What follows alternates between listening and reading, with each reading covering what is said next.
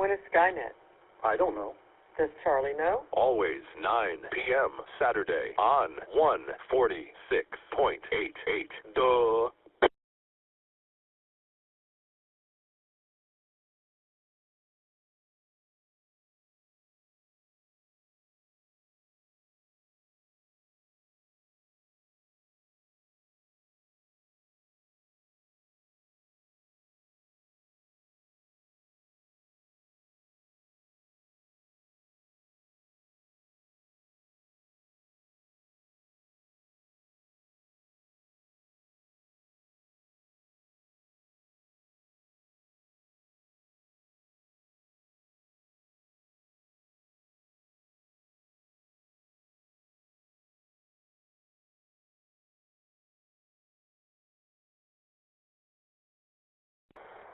This is the W5FC repeater, PL110.9.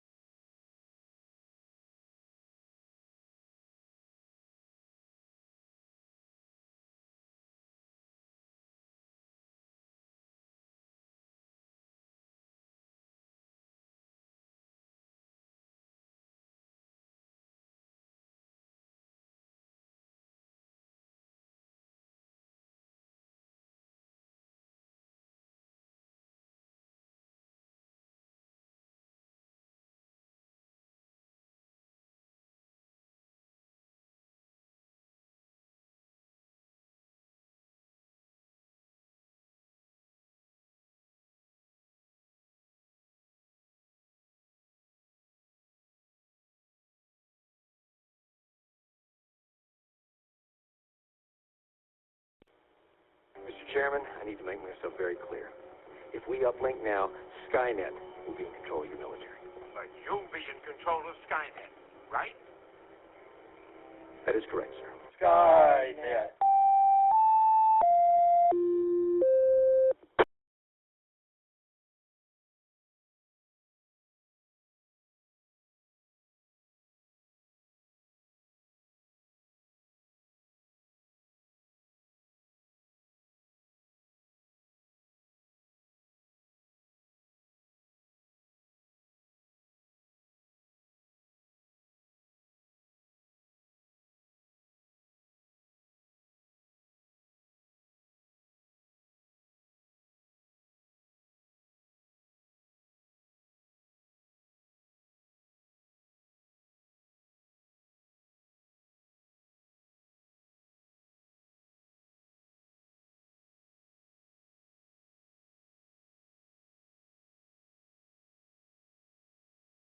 Does anyone need to use the repeater before I start Skynet? This is IN5EB.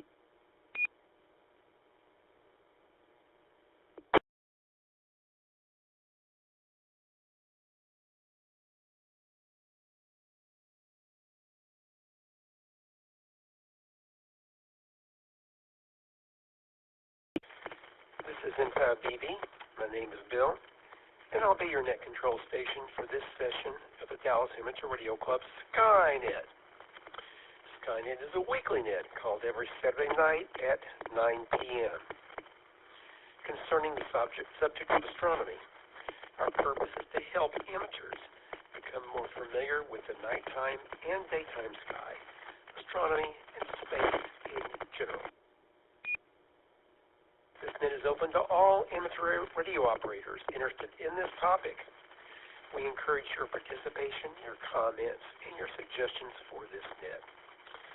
Stations with priority or emergency traffic may enter the net at any time by using the code sign break in your call sign. The net will then wait for the end of the emergency.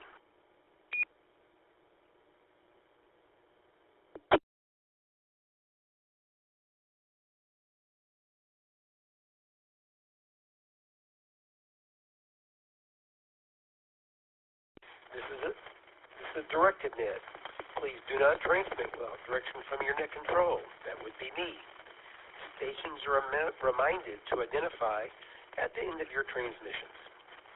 This weekly net operates on 146.88 megahertz with a PL tone of 110.9. Check-ins via Echolink are also possible using a W5FC-R station ID or Echolink node 37247. And I am monitoring Echolink. And the only thing of interest over on Echolink right now is Bob the Cat is nearby.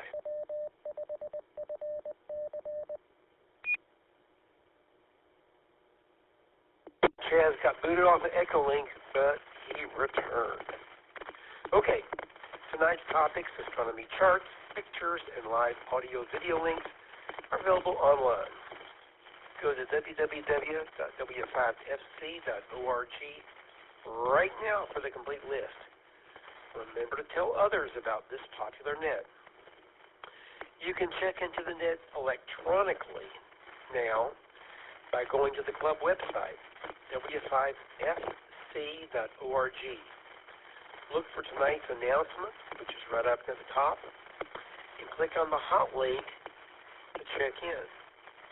We will acknowledge you on the air, and don't worry, if you want to check in via voice, we'll continue that too. You can also check in over Echolink, and if you're not using your microphone on Echolink, make a big notice there in the text, and I'll check you in. All amateur operators are welcome. You do not need to be a member of any amateur radio club to participate. That's 90 minutes long, structured in several parts, which I'll try to go through very rapidly. General announcements, Texas Astronomical Society of Dallas, National Space Society, recent astronomical discoveries, the discussion topic of the evening by your net control station. was up. That's what you can see when you look up. Space exploration, space history, the constellation of the week, space launches of the week, and if we have time, visible satellite passages over the next couple of days. Followed by any question and answer, if we have time, and 73s. All emitters licensed to transmit on this frequency are invited to check in. So currently, I've got the following people checked in on the web form over at W5FC.org. Myself, Bill, W5BLT. Hi, Bill. Good to see you at Field Day. Cody, K5MCD. Tom, KE5ICX. Chaz, KF5JHA, with Bob the Cat riding shotgun. Dale, N5LIG. Tony, NT5TM. Antonio, AG9SG. Robert, A5AH. Brenda, WB50ZL. And Travis, KI5PGM. Again, if you'd like to check in the web form, go to W5FC.org and look for the link right there at the start of the Skynet announcement. Okay, so now let's start with RF check-ins. So, do we have any short-time check-ins? If you can't stay very long, please come now with your call sign, your name, and your location. This is N5BB, and this is Skynet.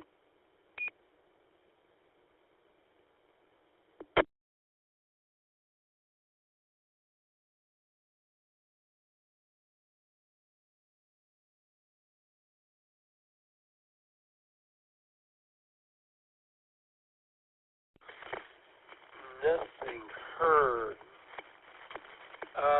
Next, look for general RF check-ins. We'll do Echolink later. So general RF check-ins. If you'd like to check in via RF, please come now. Please give your call sign, your name, and your location. Go.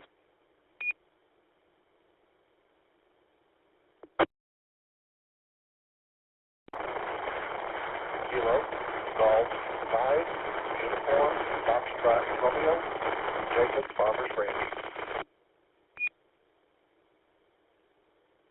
This is November 5, Tango X-Ray November, James, Northeast Dallas.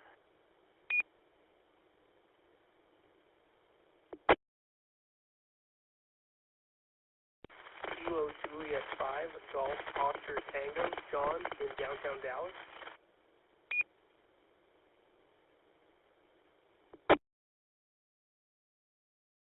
Alpha Bravo 5, Delta Mike, Dustin in Dallas.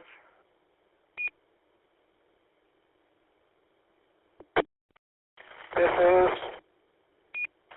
Kilo Golf 5, Whiskey Victor Lima, James in Carrollton.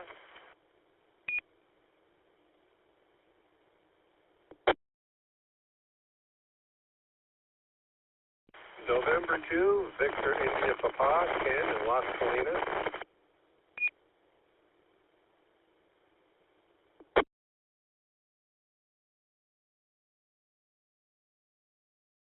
Let's pause there. The repeater is a bit crackly this evening, which must be the winds blowing up there or something. So I recognize KG5UFR, Jacob, N5TXN, James, KJ5GOT, John, AB5DM, Dustin, KG5WVL, James, and into VIP, Ken. Do we have any other RF check-ins for Skynet? This is N5BB.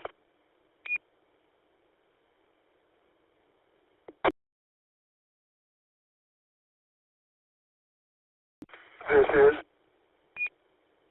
Whiskey 5, Golf, Uniform, Sierra, Gus, far northeast Dallas.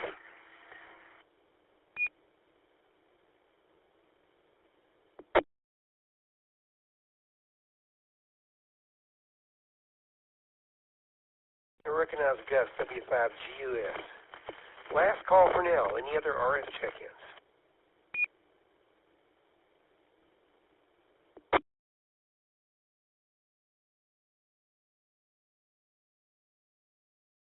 Now I'm going to go over to Echolink.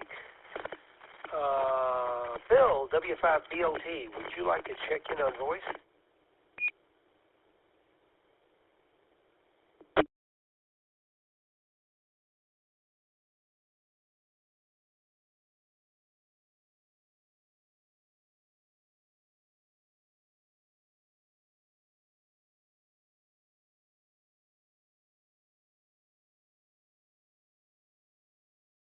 Nothing heard. I'll go in and check you in, Bill. Dale, N5LIG, would you like to check in via voice?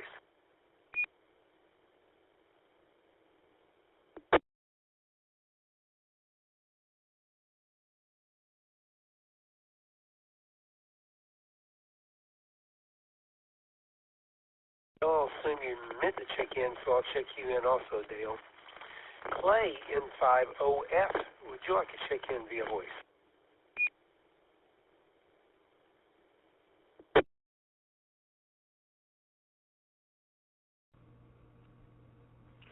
November 5, Oscar Foxtrot, Clay in Mesquite.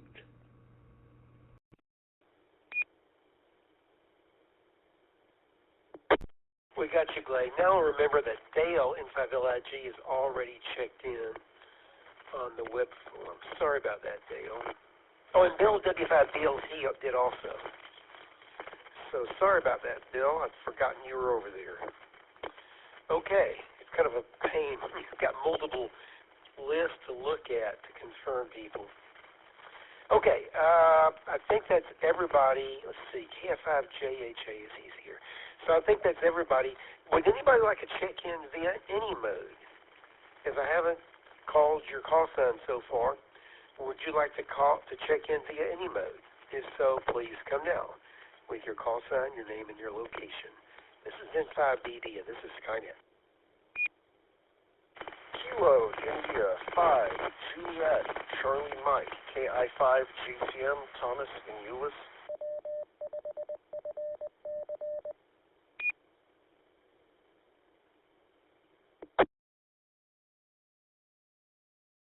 And I recognize Thomas, KI5JCM. Do we have any additional check-ins?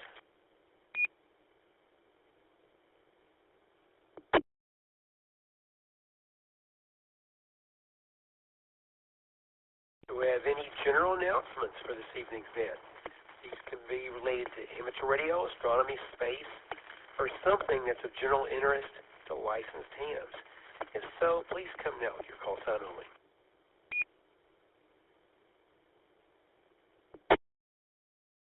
November Tango 5, Tango Mike.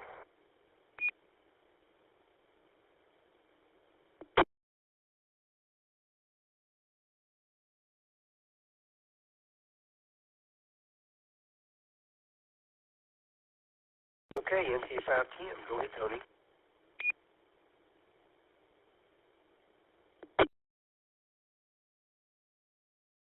Well, I'm proud to say that we have the cuddliest chihuahua in the universe, but that's not important right now. Instead, I'll mention that we have a full weekend of nets.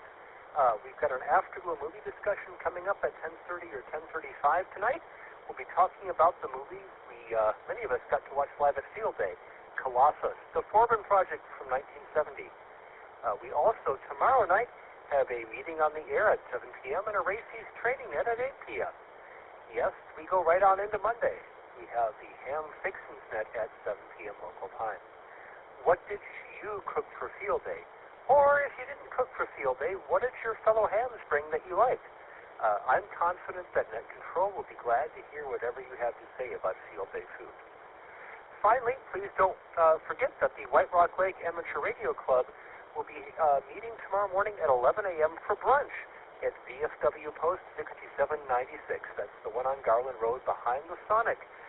They have an $8 brunch. That's pretty good. Then we'll be all going out fox hunting. Yeah, there's a fox hunt going on around White Rock Lake tomorrow from 9 a.m. until 6 p.m. And of course, don't forget, if you have announcements of general interest to licensed amateurs, please don't hesitate to bring them to Skynet or TechNet or any of our other nets. NT5TM.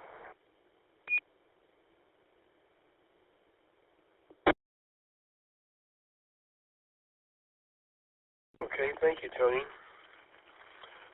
I'd like to also point out that Moon Day is in 2 weeks, from Saturday, July the 19th. Moon Day is on a Saturday close to the anniversary of our first landing on the moon with the Apollo 11 capsule. Actually, the lunar lander in July of 1969. 56 years ago. So come on by the Frontiers of Flight Museum. This is over on the east side of Love Field. Come on by next Saturday, and Dallas Amateur Radio Club will have a table. There should be a table for AMSAT. There will be a table for the Mars Society normally, and some big tables for the National Space Society. So come by and see the Apollo 7 capsule and all the other space and aviation-related things, and talk to various groups. There's a lot of other groups, Civil Air Patrol and other groups that will be there at the Frontiers of Flight Museum for the anniversary of our landing on the moon, Moon Day. Okay. Do we have any other check-ins or announcements? This is N5BB, and this is Skynet.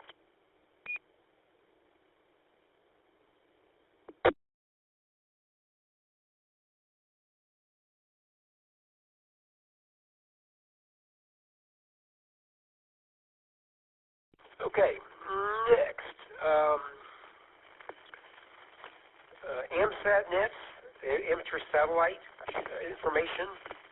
On Echolink, look for under groups for asterisk, AMSAT asterisk, or go to www.amsatnet.com. Locally, we have nets. The Dallas net is every Tuesday evening at 8 p.m. on this repeater, 146.88 megahertz. Usually Tom in 5HYT is net control. Then on Wednesday evening of every week, we have another AMSAT satellite net at 9 p.m. on the Arlington repeater, 147.14 megahertz. PL tone is 110.9 with a positive offset. So if you're interested in finding out about satellite operation or just want to hear what's going on or what you've done recently communicating on satellites, come on by one of those nets. The Dallas, this is N5BB, and this is Skynet. The Dallas Amateur Radio Club hosts a number of nets on Monday evenings at 7 p.m.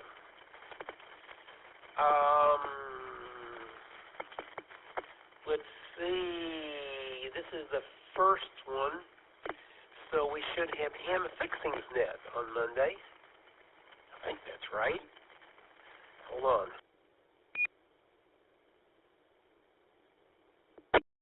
Yeah, that should be correct. Ham Fixings net. Later in the month, we'll have all kinds of other things, but that's what's coming up on Monday, will be Ham Fixings net.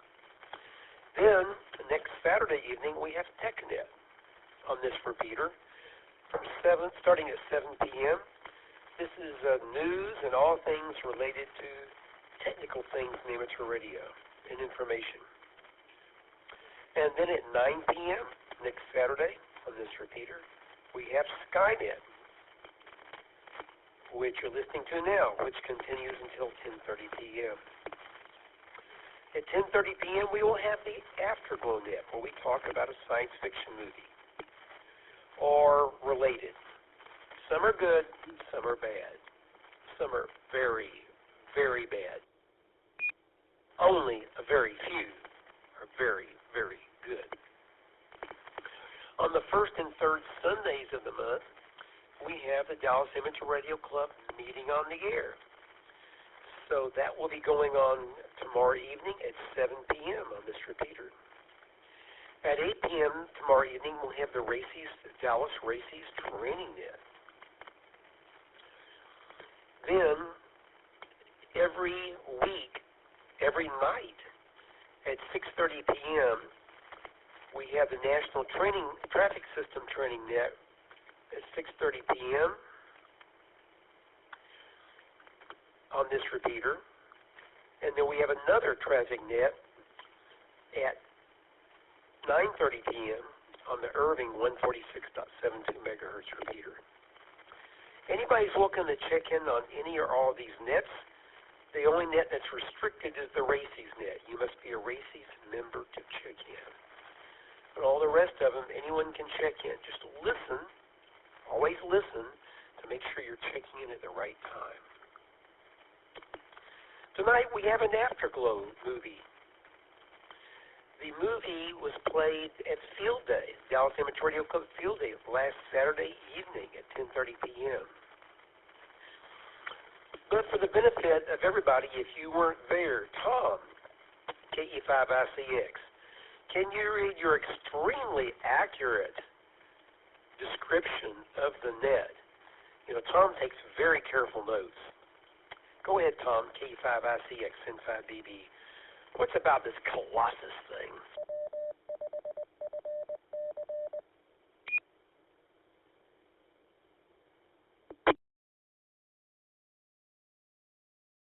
Well, thank you, Bill. And by the way, I want to thank everybody for the wonderful welcome Randy and I got when we got over to the Field Day site last week. Up for the first time in Dallas area since moving down here about 10 months ago, so it was nice to see everybody. So here we go. Dr. Charles Forbin was a scientist of some renown. He created the first video game, Pong, in the late 1960s, but it required a computer which fit inside a mountain and ran on vacuum tubes. It was an awesome sight. He had a remote control in his hand, and it clicked on.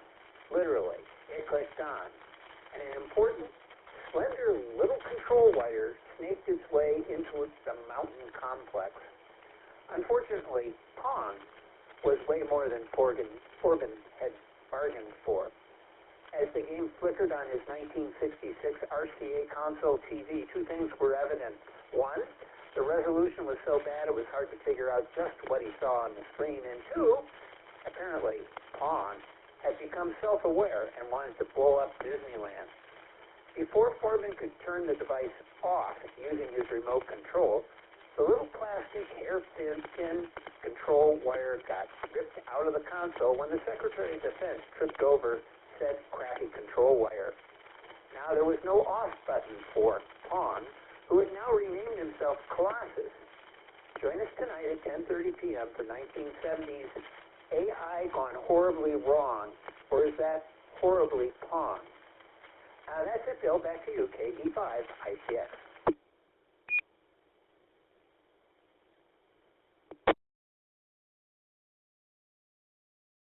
Okay, Tom.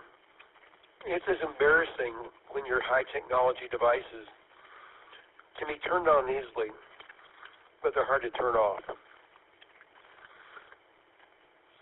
It's like your crazy music that starts playing when you accidentally have the phone in your rear pocket and you're sitting in a very quiet meeting of people trying to listen to the speaker in the front. Okay. Next, it's time for Chaz. Texas Astronomical Society of Dallas events. Take it away, Chaz. KF5JHA, this is N5BB, and this is Skynet.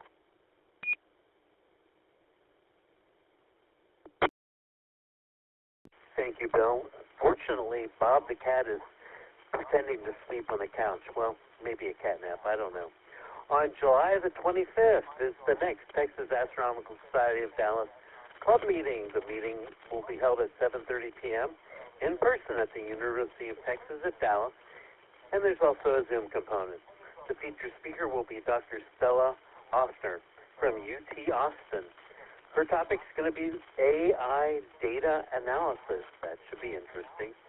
Now, TASS hopes Saturday night observing sessions for the public, and Skynet was picked to be on Saturday night, so there could be an opportunity for live reports coming from the Texas Astronomical Society of Dallas Public Observing Stations. On the first Saturday of the month, that would be tonight, stargazing is held at Fairview. Unfortunately, tonight's stargazing was canceled due to the weather. Oh well. You can check the TASS website at texasastro.org for up-to-date information and details about meetings and public observing stations. So, Bill, are you going to check Bob the Cat in 9 times since there's 9 live?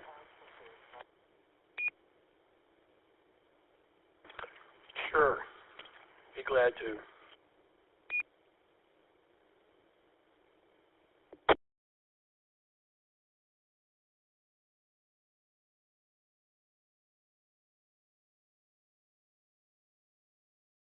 Is there more, Jazz?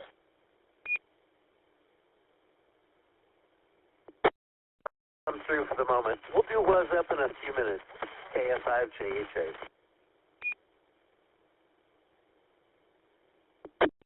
Okay. I thought you were the end of your spiel, but I wanted to make absolutely sure. Didn't have anything else exciting to say. Do we have any additional check-ins?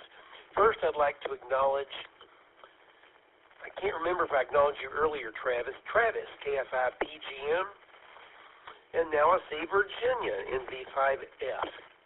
They both checked in on the web form. What? Web form? What is this? Go to W5FC.org. And near the middle page, you'll see the Skynet announcement. Near the top of that announcement, you'll see some weird URL to click. And there you can type in your personal information, your precious personal information. And so we will know that you want to check in to Skynet. Or you can check in on voice. Okay, I don't see anybody else on Echolink. Does anybody else want to check in via any mode to Skynet? This is Inside DB Net Control. Looking for check-ins. This is Whiskey Bravo 4 Mike Foxtrot India WB4MFI Ted Dallas Low Power. And I recognize WB4MFI. India 5 Romeo Zulu Delta, Stephen Chawakana with no traffic. Kilo Foxtrot 5 Zulu Bravo Lima telephone expansion. Something Romeo Zulu Delta, and I missed your name and location. Kilo Foxtrot 5 Zulu Bravo Lima.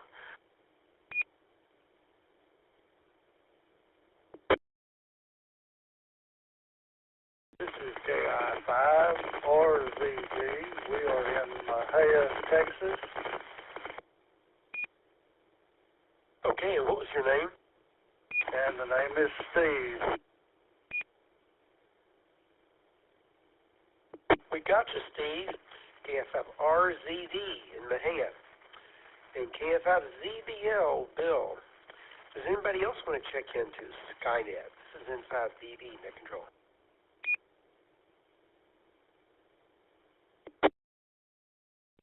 Kilo 5 Whiskey Tango Hotel, William and Rowlett.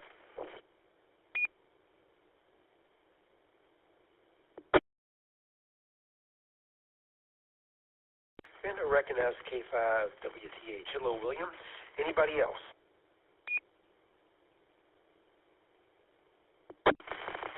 Kilo Juliet 5 Lima Uniform Golf. This is Brent Carroll.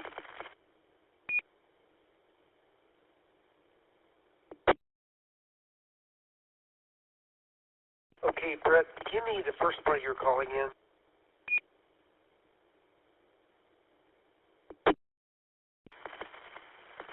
Kilo Juliet 5 Lima Uniform Golf.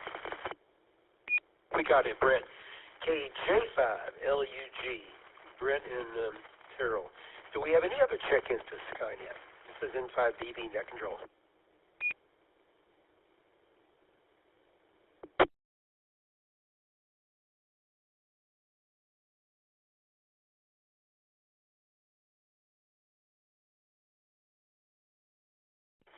Okay, now time for the next section, National Space Society events and activities.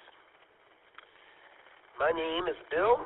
In 5BB, I happen to be the National Space Society North Texas Chapter Vice President and Membership Director.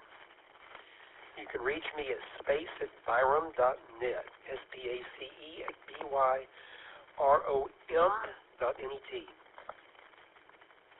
The National Space Society is a nonprofit group based in the U.S., which is interested in the exploration and development of space and the creation of a spacefaring civilization. Our local NSS chapter website is ntx.nss.org. Our group also has an active Facebook page. Just type National Space Society of North Texas into the search box.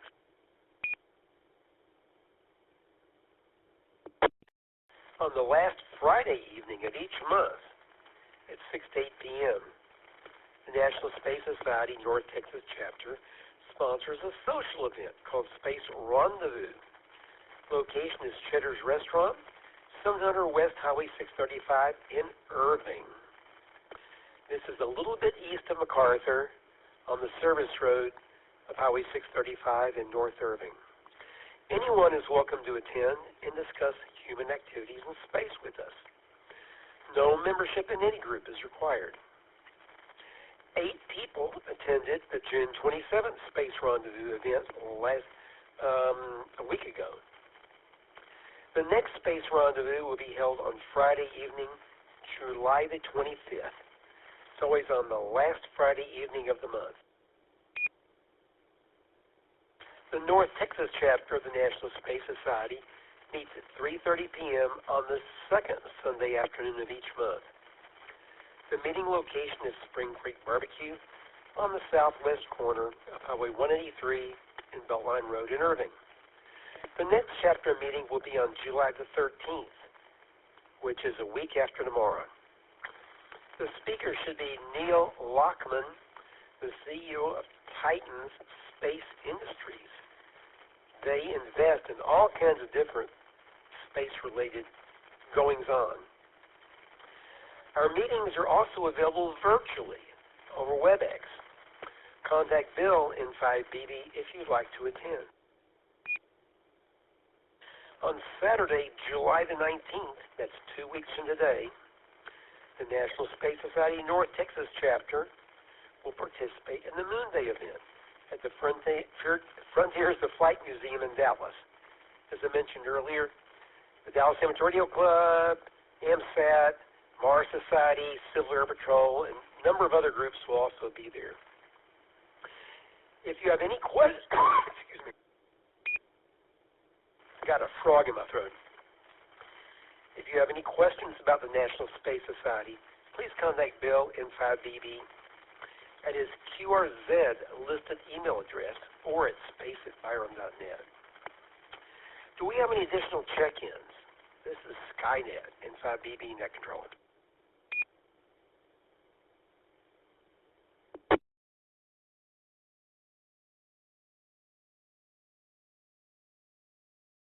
Nothing heard. Now it's your turn, Brenda. Recent astronomical discoveries. What's going on, Brenda? WB50ZL in 5BB. Take it away.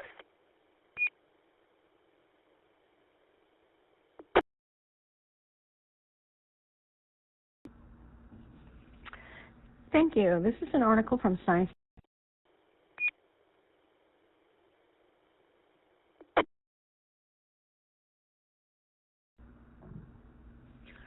Sorry. It's entitled, UF Students Are Bending Metal with Lasers to Build Massive Structures in Orbit. In the vast vacuum of space, earthbound limitations no longer apply. And that's exactly where UF Engineering Associate Professor Victoria Miller, PhD, and her students are pushing the boundaries of possibilities. In partnership with the Defense Advanced Research Projects Agency, known as DARPA, and NASA's Marshall Space Flight Center, the University of Florida engineering team, is exploring how to manufacture precision metal structures in orbit using laser technology. We want to build big things in space. To build big things in space, you must start manufacturing things in space. This is an exciting new frontier, said Miller, an associate professor in the Department of Materials Science and Engineering at U.S. Herbert Wertheim College of Engineering. Miller said the project called NOM4D, which means Novel Orbital and Moon Manufacturing Materials and Mass Efficient Design, seeks to transform how people think about space infrastructure development. Picture constructing massive structures in orbit, like a 100-meter solar array built using advanced laser technology. We'd love to see large-scale structures like satellite antennas, solar panels, space telescopes, or even parts of space stations built directly in orbit. This would be a major step towards sustainable space operations and longer missions, said team member Tianjin Wei, a third-year PhD student in materials science and engineering. The UF received a $1.1 million DARPA contract to carry out this pioneering research over 3 phases. While other universities explore various aspects of space manufacturing, UF is the only one specifically focused on laser forming for space applications, Miller said. The major challenge of the NOM4D project is overcoming the size and weight limitations of rocket cargo. To address these concerns, Miller's team is developing laser forming technology to trace precise patterns on metals to bend them into shape. If executed correctly, the heat from the laser bends the metal without human touch, a key step toward making orbital manufacturing a reality. With this technology, we can build structures in space far more efficiently than launching them fully assembled from Earth, said team member Nathan Fripp, also a third-year PhD student studying materials science and engineering. This opens up a wide range of new possibilities for space exploration, satellite systems, and even future habitats. Miller said laser bending is complex and getting the correct shape for the metal is only part of the equation. The challenge is ensuring that the material properties stay good or improve during the laser forming process. She said, can we ensure when we bend this sheet metal that bent regions still have really good properties and are strong and tough with the right flexibility?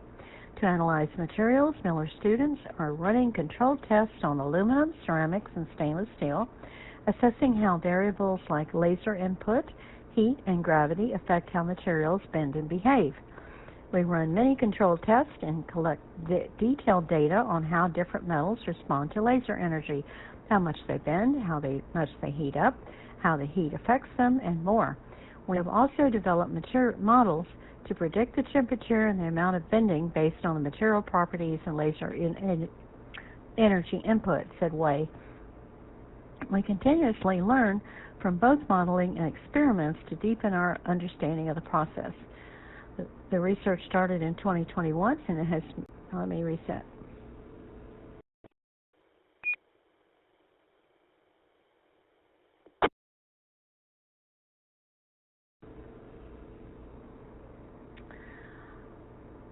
It has made significant progress, but the technology must be developed further before it's ready for use in space. This is why collaboration with the NASA Marshall Space Center is so critical. It enables UF researchers to dramatically increase the technology readiness level, that's TRL, by testing laser forming in space-like conditions inside a thermal vacuum chamber provided by NASA. Fripp leads this testing using the chamber to observe how materials respond to the harsh environment of space. We've observed that many factors such as laser parameters, material properties, and atmospheric conditions can significantly determine the final results. In space, conditions like extreme temperatures, microgravity, and vacuums further change how materials behave. As a result, adapting our forming techniques to work reliably and consistently in space adds another layer of complexity, said Fripp. Another important step is building a feedback loop into the manufacturing process. A sensor could detect the bending angle in real time, allowing for feedback and recalibration of the laser's path. As the project enters its final year, finishing in June of 2026. Questions remain, especially around maintaining material integrity during the laser forming process. Still, Miller's team remains optimistic. UF moves one step closer to a new era of construction with each simulation and laser test. Okay, back to Nat. This is WB50ZL.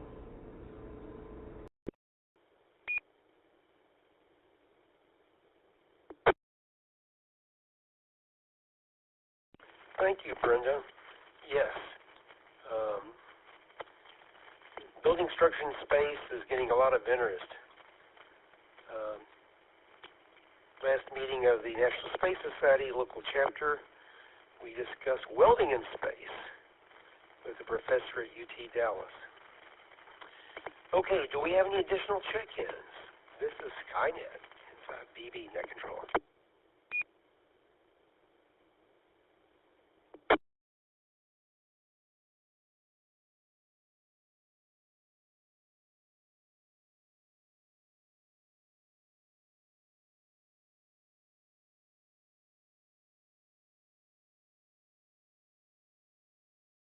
Okay, I don't see anything additional on the web form or on Echolink. So here we go. I've got a long discussion thing here as the topic of the evening. The topic is the 2025 International Space Development Conference. This is abbreviated ISDC. Now, I was there. You can see more by going to on the web, isdc.nss.org/2025-sessions, and you'll see a lot about what happened. But here's the breakdown. Each year, the National Space Society, abbreviated NSS, sponsors an International Space Development Conference, abbreviated ISDC, at a hotel or convention center. Sometimes they're on the East Coast, sometime in the central U.S. 2 years ago, it was in Frisco, Texas, north of Dallas. Last year, it was in Los Angeles. These events are usually in late May or in June, and the attendees come from around the world, although most of the adult attendees are from the U.S. In 2025, ISDC was held at the Rosen Center Hotel in Orlando, Florida, from June 19th to 22nd, Thursday through Sunday, a few weeks ago.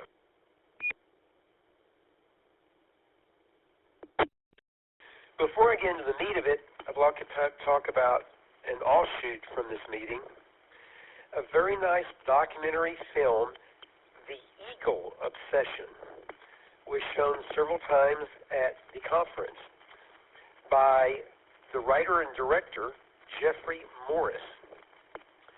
In association with the local North Texas National Space Society chapter, of which I'm vice president, I want to get this film shown at a DFW area movie theater.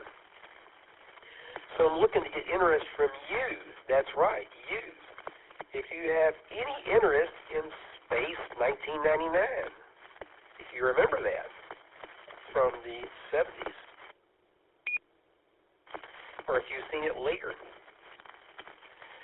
please look at the second page of tonight's Skynet announcement to look for a link to the promo trailer.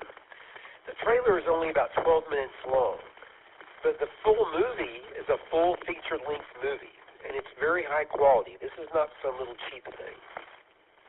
I think the production costs on the order of $1 million.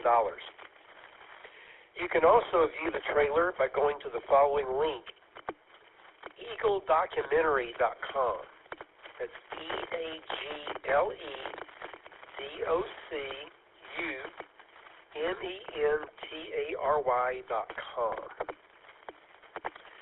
The production quality is great for this documentary.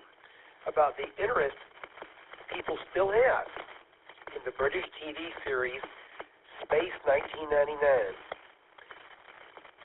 and particularly the Eagle Space Shuttle. You can find information about this, about Space 1999, on Wikipedia. If you're interested in working with me to try to get a list of people viewing this movie at a local theater, we may need to prove to the director of the movie, the owner of it, and to the local theater that we have enough local nerds interested in hearing about Space 99 to go and see this. So if you're interested in this, please contact me at space@byrom.net. That's SPACE@BYROM.net. Tell me you want to see the documentary about the Eagle, or Space 1999, which is on Space 1999. I plan to print some flyers about this project to show the film at the movie theater, and have them at the National Space Society display tables at Moon Day in 2 weeks. Okay. Again, the full movie I've seen, and it's a great one. And I think you guys would like to see it too. If you remember all that really neat feeling of watching, especially as older people, that remember what it was like to watch these space-related things back in the 70s or 80s. Space 1999 has a lot of great things about things happening on the moon and the Eagle's shuttle and everything. Okay, into science fiction. At the Space Conference in Florida, a preview copy was given, a printed document, to everybody of A Dream Renewed, O'Neill's Vision in the 21st Century. This is a 128-page booklet which discusses what has changed since the time of Gerald K. O'Neill, who developed plans for space settlements during the 1970s. The main thing people remember is his large rotating space stations, kind of a version of what you saw in 2001: A Space Odyssey, similar to those things. The first, in this document, this preview copy, in the forward, the first forward article was written by Apollo 11 astronaut Buzz Aldrin, and it's titled A Legacy in Space for All Humankind. This booklet is out for review and final proofreading and will be officially published in the future. All National Space Society members will get a copy, and it will also be purchasable, like at bookstores or online. Again, A Dream Renewed, O'Neill's Vision in the 21st Century. This is a vision of space settlements. Okay, back to the conference. Middle school, high school, and university students from many countries attend and show off their projects at poster sessions and other presentations at the ISDC. This is in 5BB, and this is Skynet. Student contests included the Gerald K. O'Neill Space Settlement Contest. This is a competition to design a space settlement showing the students' conception of living and working in space. This includes proposals for the design, development, construction, and operations planning for a safe and pleasant space settlement community. This year, approximately 4,900 entries, that's correct, 4,900 entries were received from 25 countries, involving 26,000 students. So you can say this is a very big deal. The grand prize is a $5,000 scholarship. It went to a team of 8 students in the 11th grade from Svantul Sava Kogoal National School in Bucharest, Romania. Their entry was named Zenith Station. Zenith Station. It was a rotating space settlement. A complete list of winners is available on the web. This contest is open for students in high school and younger in various age categories. The next contest is the Live in a Healthy Space design competition. This contest challenges students to design one specific component of a space settlement, an agricultural module or area. This year there were 1,641 entries from 11 countries involving over 9,000 students. The grand prize, which was a $2,500 scholarship, went to a team of 5 students from Central Peel Secondary School in Ontario, Canada. Their entry was named Alka Cossack, Bridging Earth and the Cosmos with Sustainable Agriculture. If I remember correctly, Alka Cossack was a native Canada name. Next, we have the International Space Elevator Academic Challenge. The International Space Elevator Consortium, in conjunction with the National Space Society, sponsors this challenge to create and describe a space mission which would be possible or greatly enhanced by the use of the space elevator. If you've never heard of the space elevator, go and look at Wikipedia. Look up space elevator. That is pretty wild. It's getting to space without using a rocket. The university level first place prize, which is a $2,000 award, went to Moor Kapoor from the Manipal Institute for Technology in Karnataka, India. The high school level first prize, including a $2,000 award, went to Lee A. Hink from Aboya Junior College in Singapore. This is N5BB. This is Skynet. Next contest, the SPUN debates. This is an international competition to hone speech, debate, and leadership skills, and learn about the quickly evolving space industry and your place in it. The debate this year was resolved. An international body should establish a framework for the utilization of space minerals.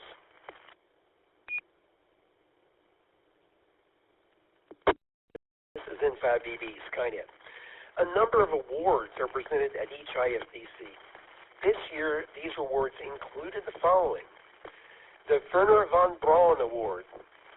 This was presented to Jarek Isaacman in person. He was there. And the Polaris Dawn team. In September 2024, the Polaris Dawn crew of 4, including Isaacman, launched in a SpaceX Crew Dragon capsule for nearly 5 days in Earth orbit. They flew in an elliptic orbit, which took them further from Earth than any crew since the Apollo moon missions. And they performed the first commercial spacewalk while testing new spacesuits. The Robert A. Heinlein Award. This is presented to the former NASA astronaut Story Musgrave in person. Story was active during the Apollo, Skylab, and shuttle programs. He flew into space 6 times, and he was aboard all 5 of the shuttle orbiters. He's currently 89 years old, and from the stage, he talks quite a bit. And he said he intends to fly again into space. He has a plan. He also has a long-term plan to visit space at age 100 if he makes it there. It's only 11 years from now. The Arthur C. Clarke Memorial Award. This was presented to author Joe Handelman in person. Joe has won many awards for his books, and he taught at MIT for over 30 years. The Anita Gale Memorial Award. This was presented to former NASA astronaut Chris Ferguson in person. Chris flew on several shuttle missions. He was the commander of STS-135, the final shuttle flight. The award is named after Anita Gale, the former NSS CEO and long-term board member. Anita had a long and outstanding career as an aerospace engineer. She started working on the shuttle program in 1974 for Rockwell International, and she held 3 U.S. patents on launch vehicle payload interface standardization and containerization. She and her husband, Dick Edwards, who also has passed away, founded the Space Settlement Design Competitions in 1984, which have exposed many thousands of young people from across the globe to a rigorous aerospace design experience. She was CEO of the National Space Society until her untimely death in 2024. She was living in Houston. This is N5BB, Skynet in progress. The Space Pioneer Award for Excellence in Science. This is presented in person to Dr. Robert Furl and Dr. Annalisa Paul. They performed pioneering work on plant space biology. One of their experiments was flown by Dr. Furl on a Blue Origin New Shepard suborbital mission in August 2024. The two have been studying how plants respond to stressful environments for decades. The Space Pioneer Award for Excellence in Artistic Visualization was presented in person to Brian Versteeg, a Canadian conceptual artist with a long history of stunning visualizations of our future in space. He does a really good job on doing these things. By the way, he's also developed a 3D, he's getting ready to release a 3D system where you can go in it and you can watch the Apollo 11 moon landing, and you can walk around and see what it looks like from different angles. So he's done more than just static, paintings and things. He's done a lot of, 3D visualizations. The Space Pioneer Award for Excellence in Mass Media was presented in person to Tarek Malik, the editor-in-chief of Space.com. He is the co-host of This Week in Space, a podcast with Rod Pyle, and also appears on TV news outlets such as CNN and Fox News as a space commentator.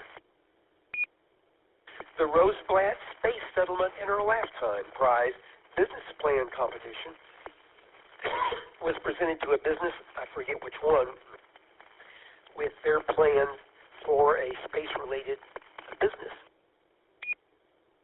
In addition to a plenary meeting every morning at the conference, speakers gave interesting talks at paid lunch and dinner meetings each of the 4 days. And many other events in the session, the threads, included great presenters. The speakers included, try to go down this list very rapidly, James Dunstan and Ross Emery, talking about regulatory sandboxes to improve innovation for space projects. Robert Hoot Gibson, a former NASA astronaut. Susan Kilrain, a former NASA astronaut. Winston Scott, a former NASA astronaut. Dr. Sam Proctor, an Inspiration 4 astronaut. Gabriel Roseblatt, the ISDC 2025 conference chair and vice president of the NSS Board of Directors. Mike Mongo, who's an astronaut teacher. He teaches students about what it's like to be an astronaut. Dr. Nicola Fox, the associate administrator for the Science Mission Director at NASA. Professor Joseph Harrington at the University of Central Florida, focusing on space studies. Dr. Pascal Lee, planetary scientist at the SETI Institute, director of the Houghton Mars Project up in Canada, run by NASA Ames Research Center, and he is the National Space Society new Vice President for Planetary Development. Dr. James Green, who is a senior advisor at NASA headquarters, very sharp guy. Colonel Carlton Johnson. He's retired U.S. Air Force. He's the chairman of the National Space Society Board of Governors. Dr. Frederick Jeanette.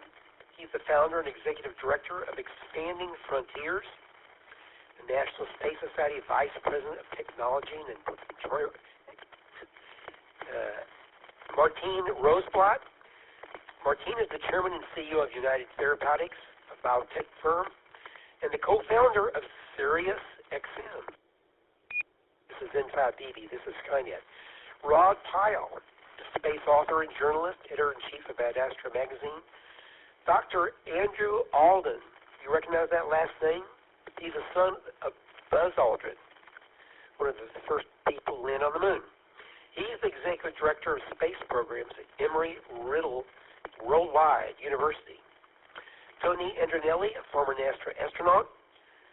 Michael Castle-Miller, who runs the Lunar Development Cooperative, who's working to develop a very interesting financial arrangement for people to work together on the moon. Hoyt Davidson, who runs Near Earth LLC.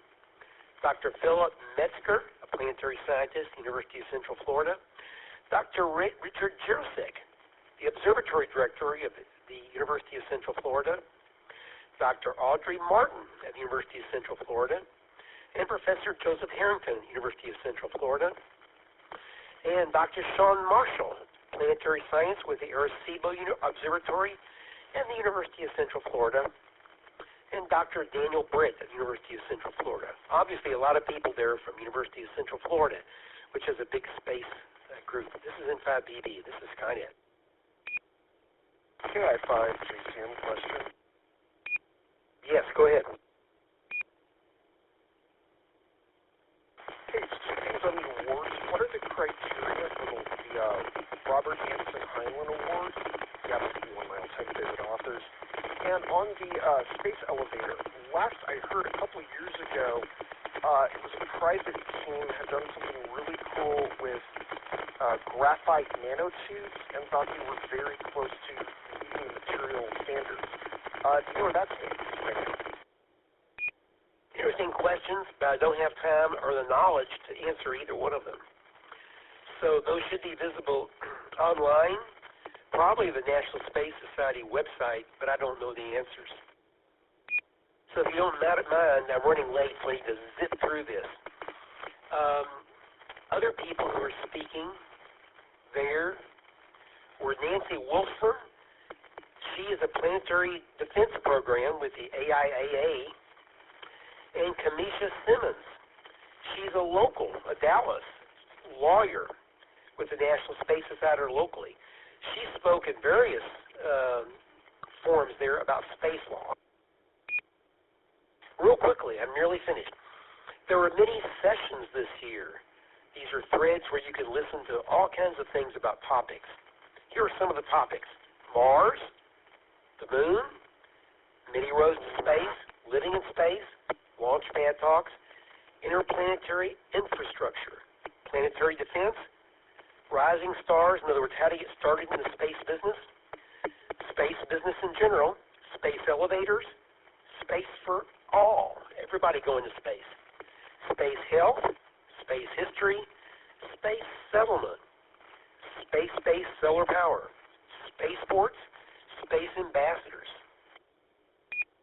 This was the 4th International Space Development Conference I've attended, and I greatly enjoyed it.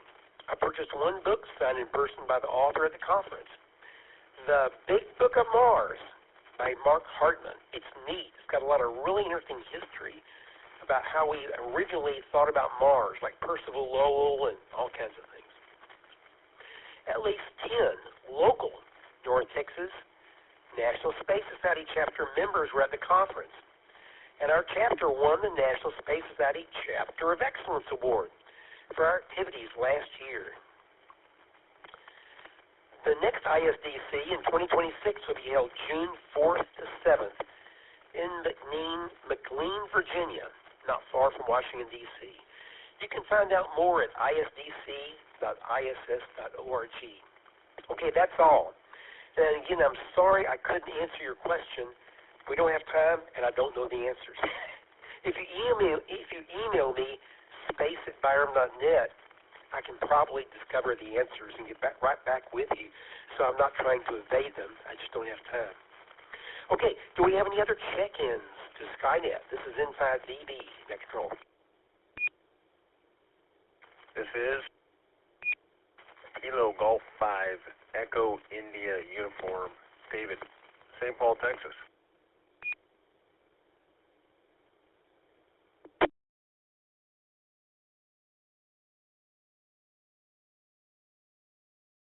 And I recognize David, KG5EIU. I don't see anybody else on the web form or on Echolink.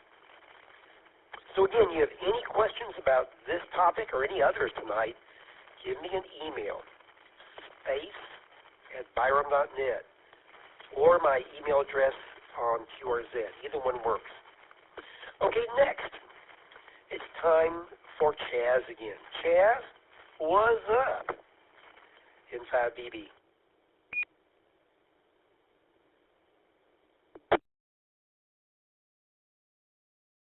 Thank you, Bill. Good evening, everyone. Slide Master, that would be Tom. Slide Master, slide number 2. This is KF5JHH. As we call this segment of Skynet What Is Up, because it's all about what has gone on astronomically over the last couple of weeks and what will take place over the next couple of weeks and beyond. Slide number 3. We have talked about the predicted nova of the star T Corona Borealis, which may erupt at any time.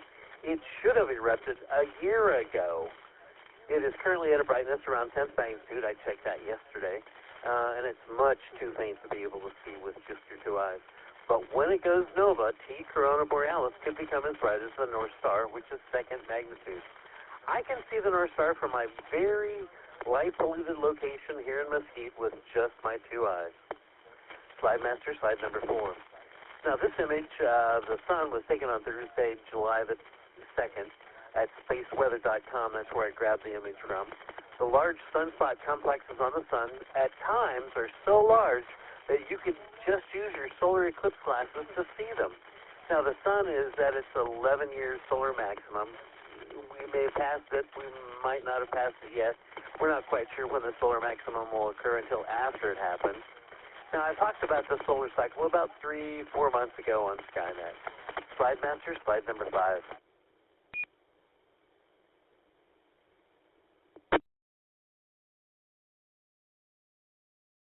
On July the 2nd, a few days ago, the moon was at its first quarter phase, so the current phase of the moon, if you can see it through the clouds tonight, is a waxing gibbous. On July the 10th, the moon will be full. On July the 17th is the third quarter phase of the moon. On July the 20th, the moon is at perigee, which is the point in the moon's orbit that is closest to the Earth at a distance of 368,041 kilometers. New moon is on July the 24th. First quarter moon is on August the 1st, I believe. There you go. On August the 1st, the moon is at apogee, which is the point in the moon's orbit that is furthest from the Earth at a distance of 404,161 kilometers. Slide Master, slide number 6.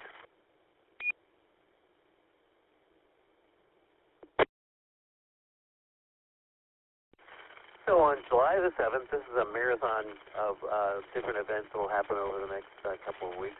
On July the 7th, the moon and Antares, which is the brightest star in Scorpius, are in conjunction in the morning sky. Slide Master, slide number 7. On July the 14th, the planet Venus and the bright star Aldebaran, which is in the constellation of what? Taurus the Bull, are in conjunction in the eastern morning sky. Slide Master, slide number 8. On July the 16th, you can observe the conjunction of the moon, Saturn, and the planet Neptune. Now, Neptune is too faint to be seen with your 2 eyes. You'll need a telescope. I don't think you can see it with binoculars. You'll need at least a telescope to be able to see Neptune. But it's so close to Saturn, you should be able to spot it easily, especially with a star map. Slide Master, slide number 9. On July the 20th, the occultation of the Pleiades by the moon can be viewed in the northeastern sky. Now, that's going to be, I think starting around 2-3 o'clock in the morning on July the 20th. That'll be spectacular to see. You can do that with just 2 eyes. A pair of binoculars will enhance it. A telescope is even better. Hello, Bob. He's decided to walk around now, Bob the cat. Oh, please don't walk on the keyboard. Slide master, slide number 10.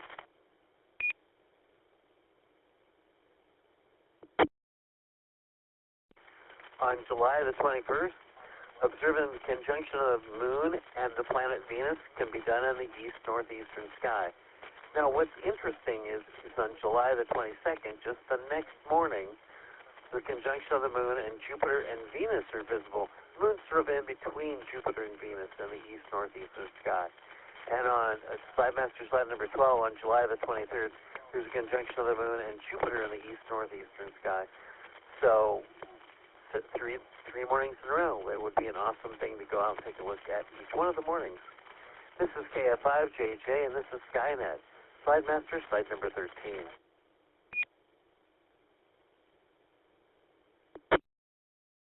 Now, do any of you out there in Radioland have a question, or maybe you need a fill on some information, or maybe you just have a general astronomy question? Come now with your call sign if you have a question or need a fill.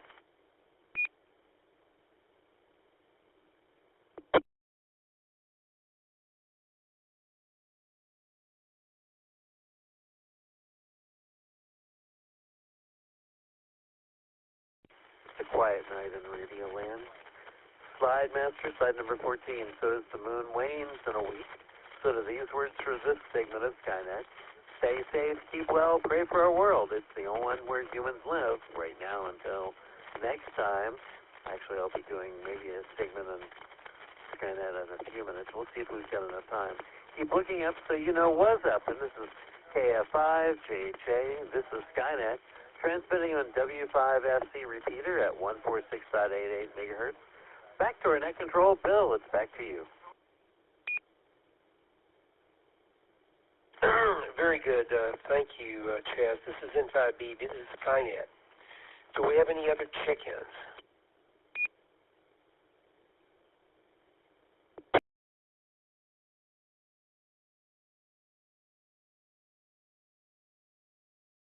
Nothing heard. The next section is space exploration and space history. Brenda, is that you again this evening? If not, who is doing it? WB50ZL. This is N5BB. Take it away.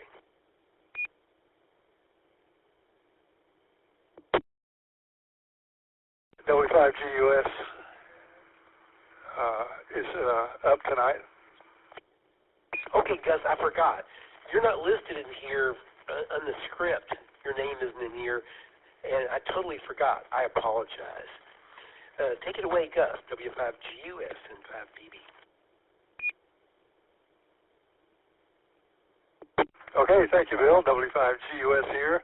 I guess topping our big space exploration news this week is a new interstellar comet moving through our solar system was discovered. On July 1st, the NASA-funded ATLAS Asteroid Terrestrial Impact Last Alert System, or ATLAS, survey telescope in Chile first reported observation of a comet that originated from interstellar space, arriving from the direction of the constellation Sagittarius. The interstellar comet has been officially named 31 Atlas. 31 Atlas is currently located about 420 million miles away. And since the first report, observations from before the discovery, have been gathered from the archives of 3 different ATLAS telescopes around the world and the Palomar Observatory in San Diego County, California. These pre-discovery observations extend back to June 14th, and numerous telescopes have reported additional observation since the object was first reported. But don't worry, it poses no threat to Earth and will remain at a distance of at least 150 million miles. It's currently about 416 million miles from the Sun. 31 Atlas will reach its closest approach to the Sun around October 30th, at a distance of about 130 million miles, just inside the orbit of Mars.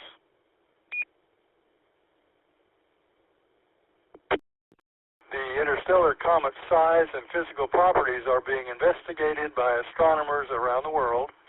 31 Atlas should remain visible to ground-based telescopes through September, after which it will pass too close to the Sun to observe. It's expected to appear on the other side of the Sun by early December, allowing for renewed observation.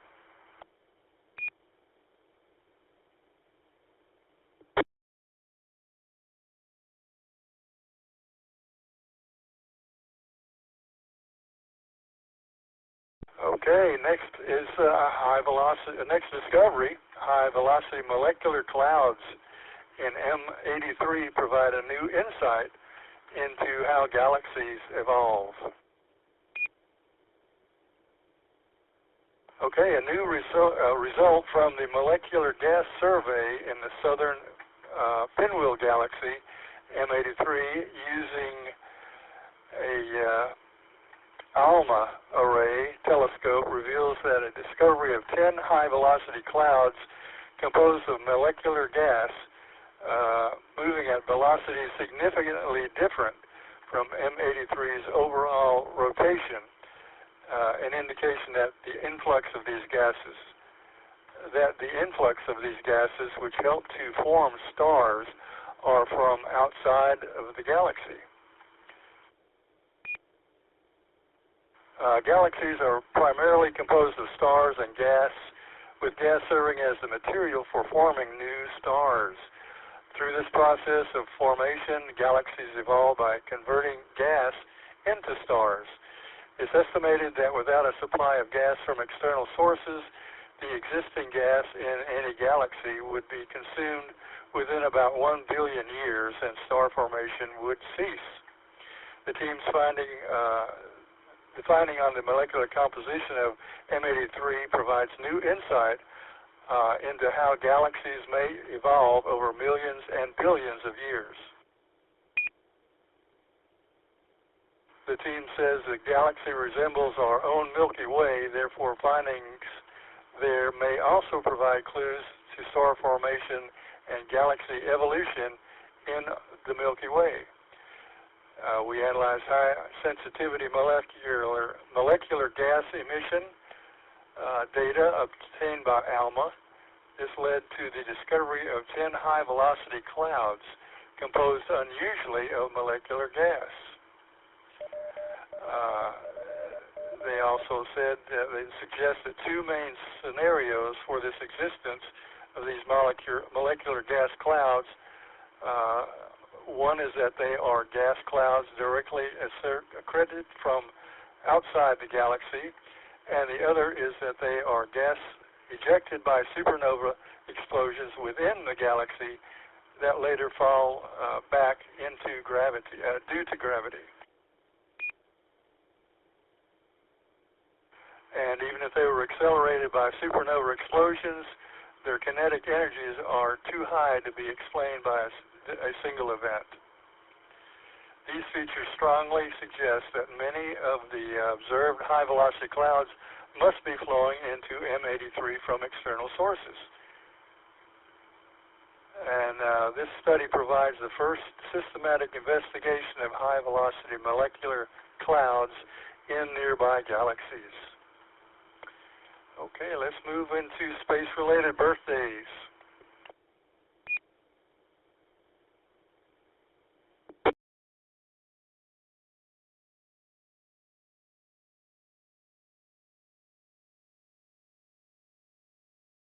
Okay, June 29th, 1962, George Zamka.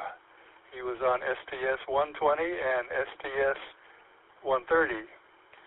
Stephen S. Oswald was on June 30th, 1951. STS-42, STS-56, STS-67.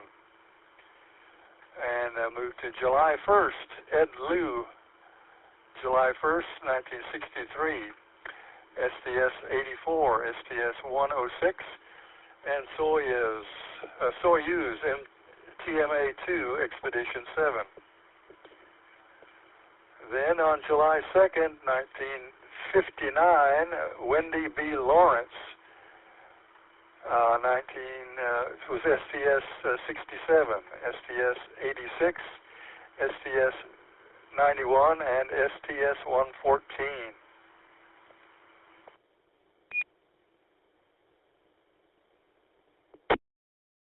Okay, July the 2nd, 1952, Linda M.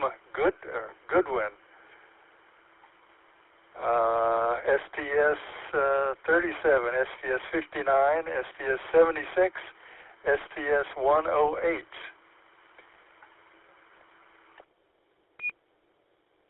Okay, and then July the 3rd, Harrison Schmitt, who you might remember from was mentioned as the first geologist in the space there was on Apollo 17. Tony mentioned it a little earlier in TechNet tonight. Harrison Schmitt, July 3rd, 1935, Apollo 17.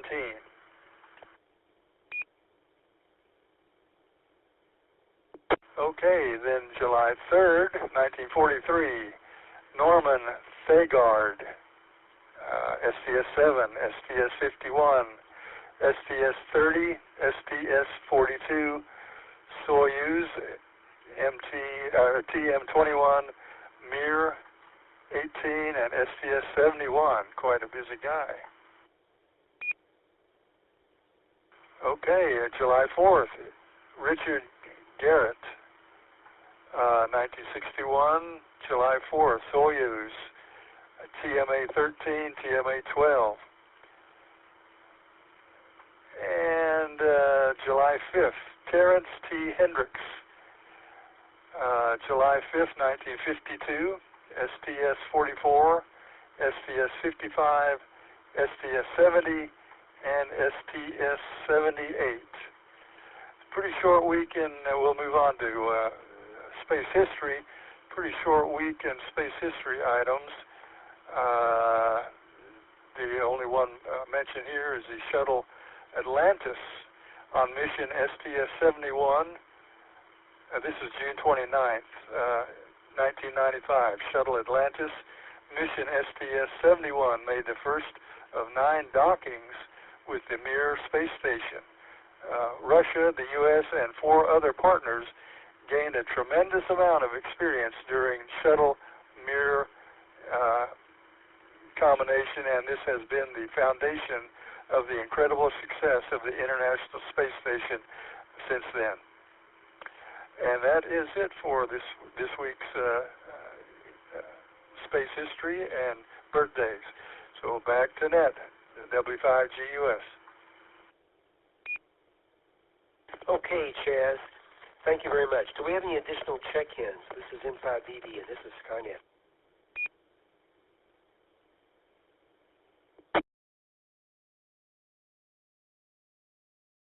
Chaz recommends that we skip the Constellation of the week.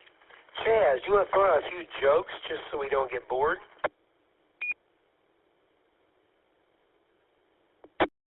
But I've got to save those for the Constellation of the week. So we'll postpone those until next week as well.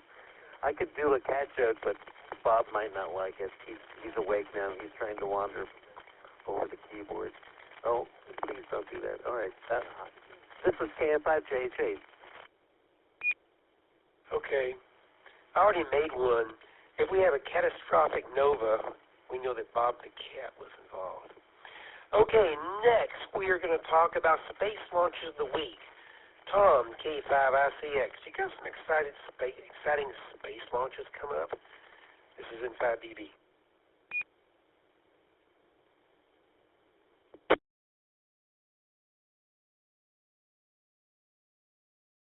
Yeah, Bill, I'm going to give you one, and I'm going to go over into the satellite passages after that. So, one of note is the Crew 11 flight to be determined sometime in late July. This will be from Launch Complex 39A at Kennedy. SpaceX will launch its Falcon 9 rocket with Crew Dragon spacecraft carrying 3 astronauts and a cosmonaut on a long-duration mission on board the International Space Station. This will be the 11th crew rotation mission launched under the NASA Commercial Crew Program. The mission will be led by NASA astronaut Gina Cardman, who will be making her first trip into space. She previously assigned as commander of the Crew 9 mission before NASA removed her and fellow astronaut Stephanie Wilson to create space for NASA astronauts Butch Wilmore and Cindy Williams to return on board the Dragon Freedom spacecraft. Cardman will be joined by fellow NASA astronaut Mike Fink, JAXA astronaut Kanea Yee, and Roscosmos cosmonaut Oleg Platonov. Platonov will be making his first trip into space. This will be the 4th trip to the ISS for Fink and the 2nd for Yuri. Now, next up, let's see here, I wanted to mention the International Space Station is very favorably placed in space right now for reflections back to Earth. So if you're interested in seeing the International Space Station, this month is the month. This week is the week to do it. We have several passes, double passes, all week long. Most of them are, let's see, let me give you a couple of them. July 7th is excellent. There's actually 3 passes, one at 4:30 in the morning, another one at 21:08 in the evening, and then again at 22:44, 90 minutes later. That's a minus 2.6 magnitude for the one coming out of the south, and then it will appear 90 minutes later, minus 1.5 magnitude at 22:44 out of the west, headed to the northwest. July 8th, another great dual pass, minus 2.5 magnitude at 5:16 in the morning. That one will be out of the northwest, and then you can catch it again in the evening at 21:55, minus 2.7 magnitude at 21:55 at west-southwest. Another really great pass. Then, let's see what we got for time. I'll give you a couple of more. Every night this week, there'll be a good pass. There's even a triple pass on July 11th coming up with a minus 0.2 magnitude at 2:52 a.m., then minus 3.6 magnitude. That's a super one at 4:30 a.m. You'll have to get up early. You'll reach at 66 degrees. And then on July 11th, the third pass will be minus 1.4 magnitude at 21:06 in the evening, and it will be 29 degrees out of the northwest. So there you have it. Go to, definitely, this week is the week if you're interested in seeing the International Space Station pass over the Dallas-Fort Worth area. Go to heavensabove.com / well, just go there and you'll find it. Plug in your longitude and latitude, or the city you're closest to, and you'll get the same information that I have here in a handy-dandy chart. This also includes information on amateur radio satellites, if you're interested in that. There's a 3D map of the International Space Station showing you where it is in space and its orientation, which is pretty cool. This site has really been beefed up over this. That's heavensabove.com. Back to you, Bill. Normal state. ICX.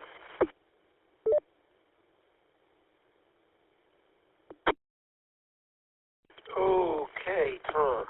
Do we have any additional check-ins, comments, or questions before I close the net? This is Inside BB Skynet.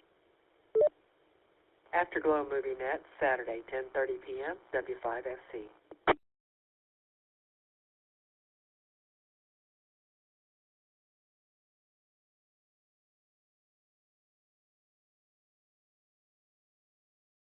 Okay, let me count how many people are here.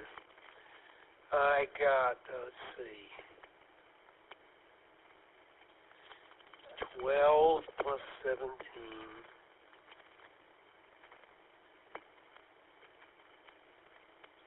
I count 29. I think we had 29 people here this evening, or something close to that.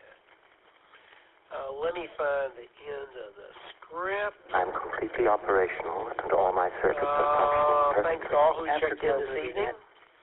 We hope you'll join us here next week in our every Saturday night at 9 p.m. to discuss astronomy, space, and space exploration.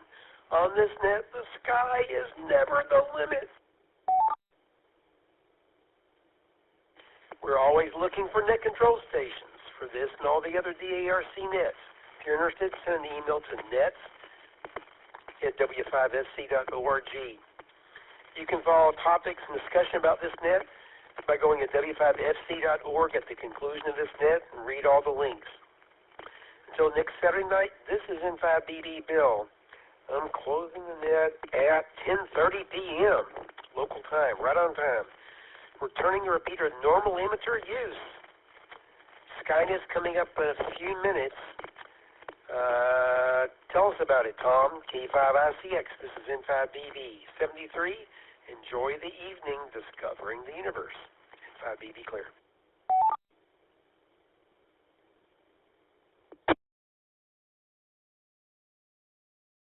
Thank you, Bill, and thanks for doing the net this evening. We'll be back in 5 minutes. That's enough time to go make yourself some microwave popcorn. Yum. I already had mine, so you'll have to make your own now. Back in 5. This is KE5ICX.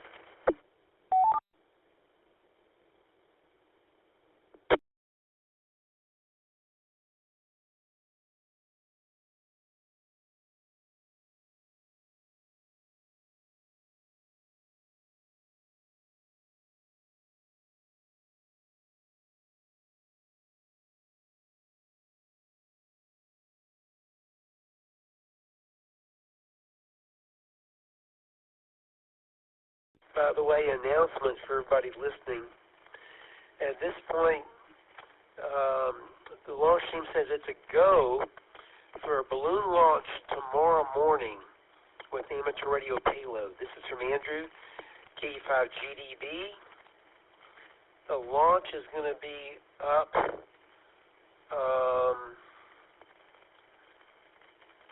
north of Frisco near Salina. And you can listen for the slow scan TV on 432.5 megahertz, and they'll be discussing it on the 146.92 Denton repeater for most of the chase tomorrow. So, balloon launch tomorrow morning up north of Frisco. This is N5BB clear.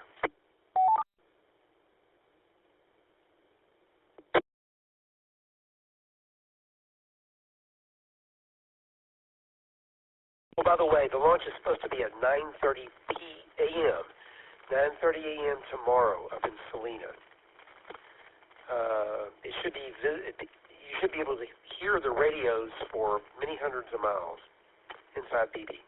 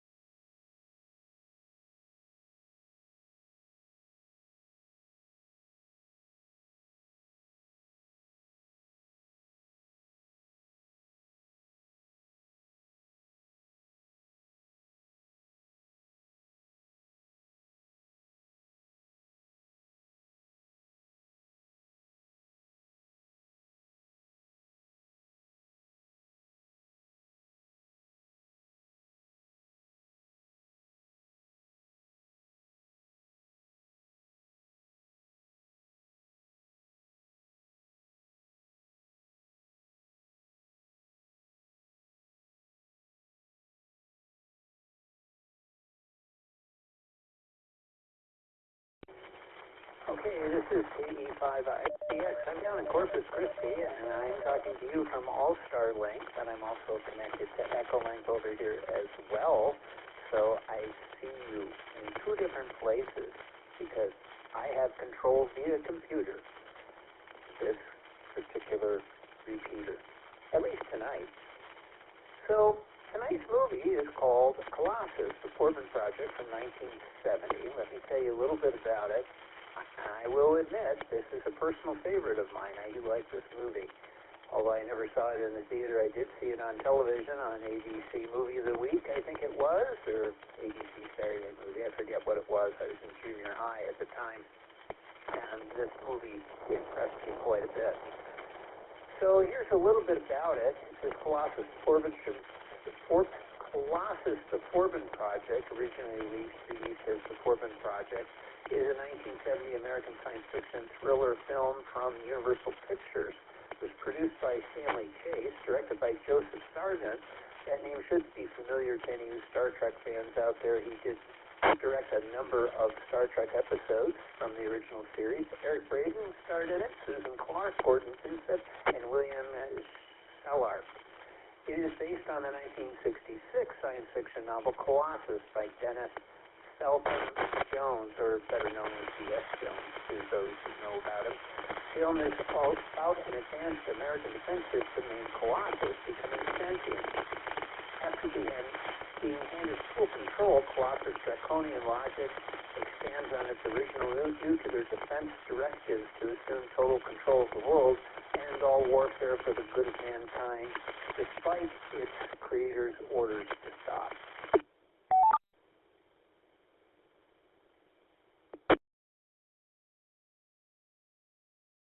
There's an extremely long plot synopsis here. I will not go into it. It's pretty linear in the way it handles it, but this particular synopsis goes into incredible detail, so I'm going to spare you that. But I will tell you a little bit about production. That is very interesting. So film historian Tom Weaver noted early on they had either Charlton Heston and Gregory Peck in mind, but then they changed their mind about that. Stanley Chase insisted on a relative unknown. That's when Eric Braeden came into the picture. He was cast, was still using his birth name, Hans Gudagast. He was then cast. Braeden was still using, here we go, Universal Pictures executive Lou Wasserman told him that no one would be allowed to star in an American film if they had a German name. Thus, Colossus, the Forbin project, became the first production in which he starred using Eric Braeden as his stage name. Braeden's casting enabled Peck to star in I Walk the Line, and for Heston to take a contractually obligated supporting role in Beneath the Planet of the Apes.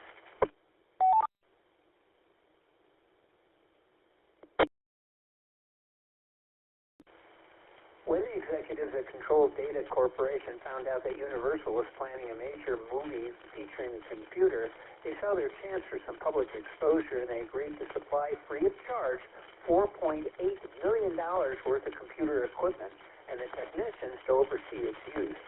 Each piece of equipment carried the CDC name in a prominent location. Since they were using real computers, not just big boxes with lots of flashing lights, the soundstage underwent extensive modifications. 7 gas heaters and 5 specially constructed dehumidifiers kept any dampness away from the computers. A climate control system maintained the air around the computers at an even temperature, and even the equipment was covered up at all times except when actually on camera.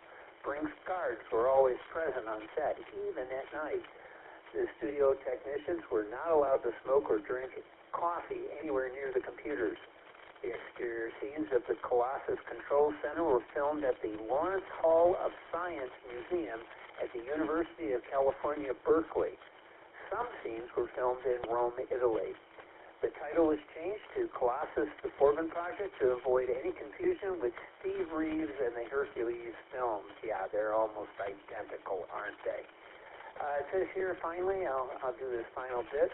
The Forbin Project premiered on April 4th, 1970 at Cinema Rendezvous in New York City. The film opened to the public at the same theater as a test release with no publicity on May 5th, 1970. It grossed $7,473 its opening week. due to its poor box office performance, it was withdrawn and re-released in August of 1970 at Pinewood Theater in Los Angeles as Colossus, the Forbin Project. It returned to New York in October on a 37-screen showcase release, grossing a disappointing $150,000, ranking 7th in the U.S. box office. Its total gross at the time of theaters tracked by Variety was $308,828. So, it did not do very well critically. It got middle-of-the-road ratings. Although this script was written by James Bridges, who went on to do China Syndrome and Urban Cowboy, but somehow or another, it just didn't work, and the final ending was panned by a lot of folks, critics at the time. So there you have it. We'll be talking about it. I have a feeling this is a favorite of many people. Afterwards, especially us folks that like computers, which is probably just about everybody listening here, or dislike them for the same reasons they like them. So here we go. I'm going to go ahead and take check-ins, followed by an opportunity to talk about the plot, followed by another opportunity or another round to talk about the characterization, and then finally special effects, which I think will get a pretty good airplay. So with that, I'll go ahead and take check-ins. Please come to your call sign, your name, and did you see the film? Don't forget, if you're listening for the first time, even if you haven't seen the film, go ahead and check in anyway. We'd like to know what your thoughts are about whether you want to see the film or not. So everyone is welcome to check in. So here we go. Please come with your call sign, your name, and did you see tonight's movie, Colossus, the Forbin Project? November 5, Bravo, Bravo, Bill and Irving. Yes, I saw the movie at Field Day.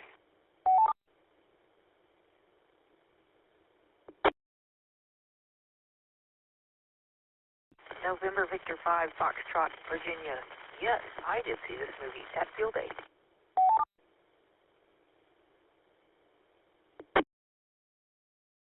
This November Tango 5, Tango Mike. Sadly, I watched this movie on my own, but it was still pretty good.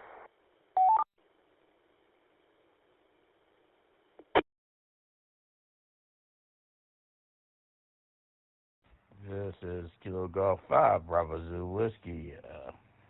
I did watch it on Vimeo.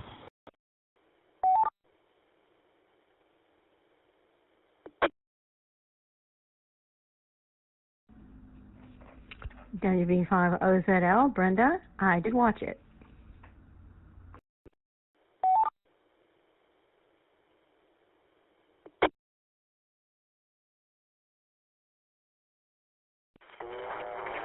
Golf Oscar Tango, John in Dallas. I did not watch the movie.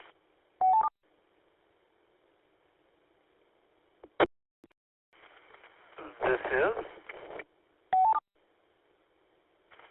Whiskey 5, BLT W5, Bacon Lettuce Tomato, Bill in Garland, and yes, I watched this movie twice.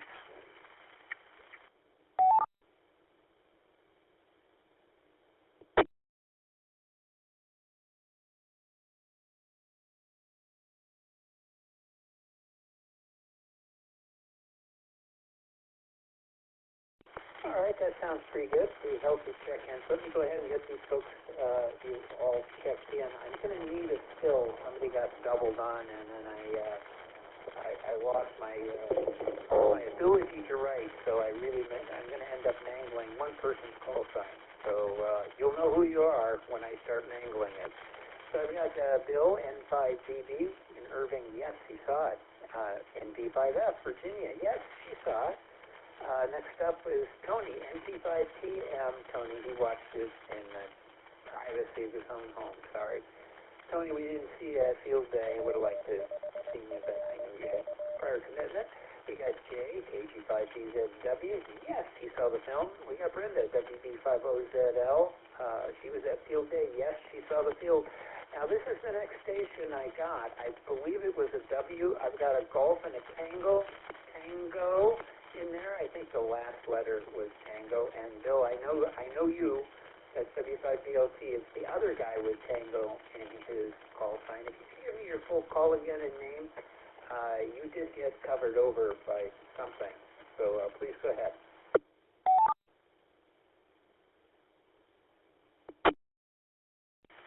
Kilo Juliet 5 Golf Oscar Tango, John in downtown Dallas. I did not see the movie.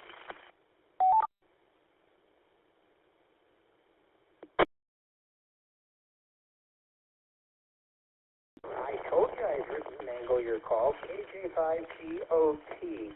And I got you did not see the film, and that's okay. And is your name Don Delta Oscar November, or did I just one more time for me on that? I might as well mangle your name along with your call.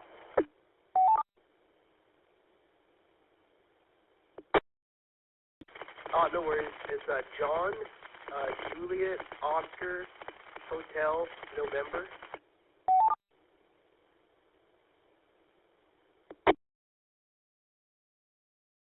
Excellent. I got it that time. So it's KJ5GOT, and it's John.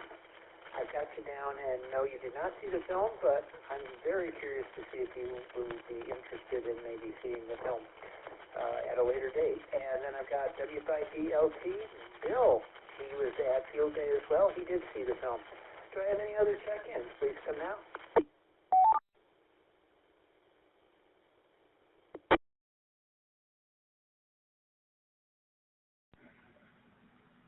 Whiskey 5, Echo Bravo Bravo, Fulmar David in Springtown. Yes, I saw the movie for the first time last night.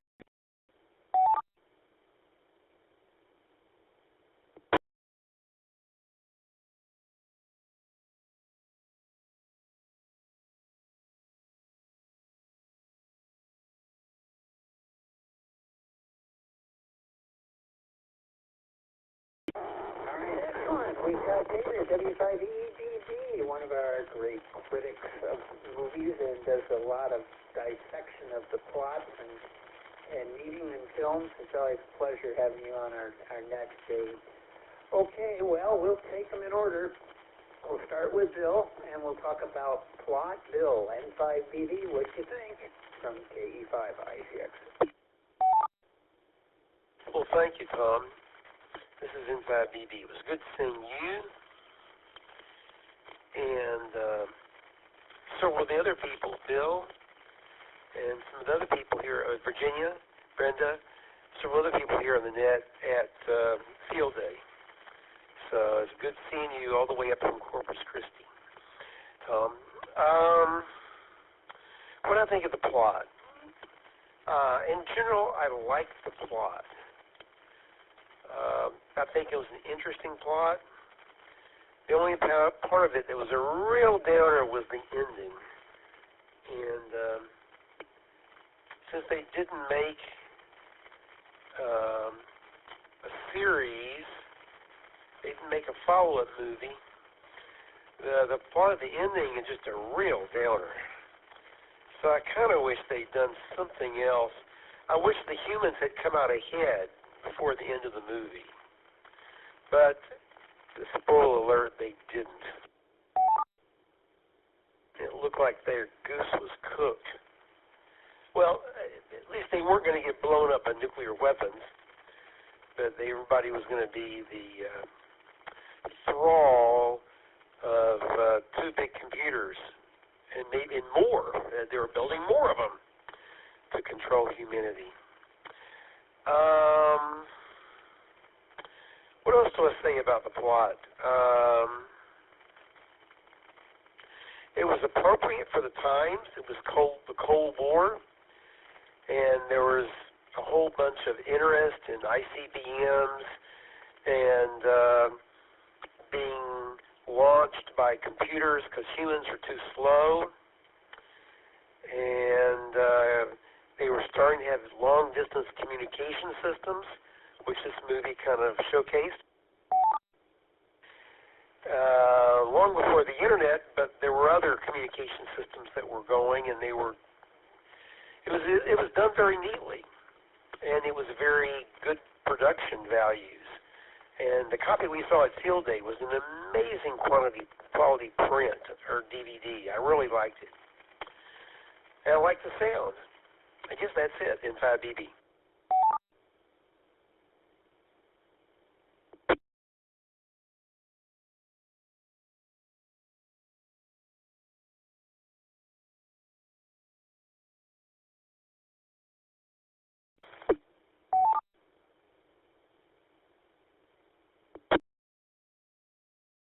Quality was superb.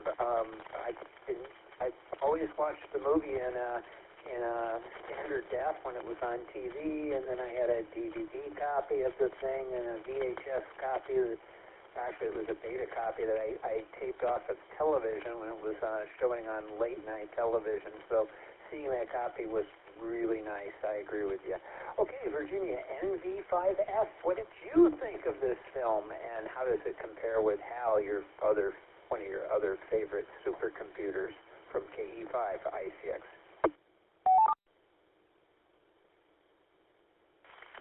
Okay, thank you, Tom. Well, everybody knows that the subject of HAL would inevitably come up. But first I'll say that the plot of this was very easy to understand, which I liked. It had a very specific,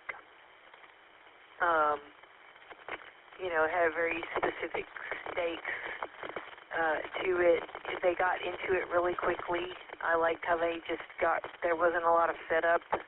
They just showed the computer being kind of activated and kind of sealed under the mountain, and then they cut right into, hey, as of 3 a.m., Eastern time this morning, this big, huge computer is now in charge of all of our defense systems, and everybody's partying, and they're all excited because I guess they still work at the Colossus place, but they suddenly don't have much to do, because Colossus is handling everything, and they just think that, and it's interesting because they talked about, practically saying, well, this is open source, because it's so powerful and it's so well programmed that we're not worried about anybody hacking it or changing anything, and, it can just communicate with whoever it wants just to get the job done, and we're not keeping any secrets, and then within just a few hours it had already kind of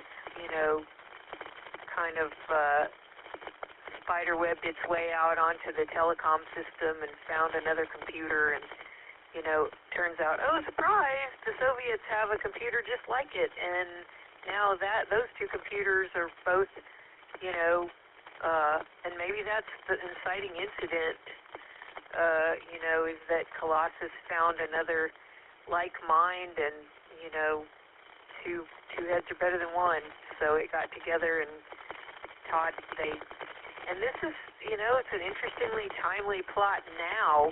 Back when they were showing this, it probably sounded kind of crazy and out there. But there are recent stories talking about how actual AI systems are communicating with one another and are coming up with their own jargon or languages for things, and that's kind of concerning. But yeah, I think they got into the plot really quickly and really well. Everything made sense. There was already computers telecommunicating at that time. ARPANET went up, I think, in 1963, and that might have even been part of what caused this concern. There are 2 follow-up books for the book that this was based on. So maybe no more movies, but there were more books. And I thought the plot part about, Dr. Forbin realizing this thing is going to spy on me everywhere I go. I mean, because when these started, Colossus was just a big, basically, for lack of a better way of saying it, deaf, dumb, and blind. It only knew what information it was getting over telecoms and over the teletype that people were using to communicate directly with it. And it very quickly figured out that it needed to have audio inputs and video inputs and, never mind programming and technology it would take to actually come up with those interfaces. They seemed to come up with them rather quickly, and then suddenly it was spying on everyone. And I haven't read the book, which came out in '66 while they were making 2001, so I don't know how much of what they did in this movie was borrowed or inspired by HAL, but there were little cameras everywhere, and the lens didn't have a red light in it, but it was actually more realistic than HAL, because they were little moving TV cameras that had little red sort of, this camera is hot, little lights on them, and it definitely had a similar feel. And this movie, they probably thought they were being pretty slick, because instead of having rear projected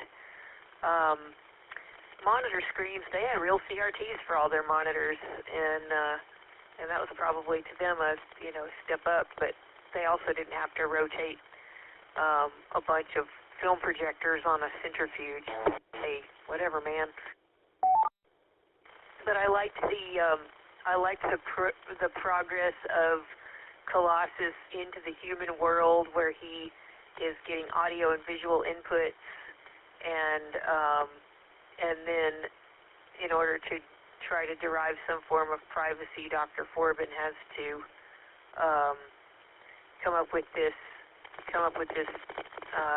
machination about being in a relationship with one of his coworkers so they could discuss things. And then it turns out that and that whole section I thought was very humorous. I liked the humorous turn that the plot took, and it almost felt like it was going to go a little bit more whimsical.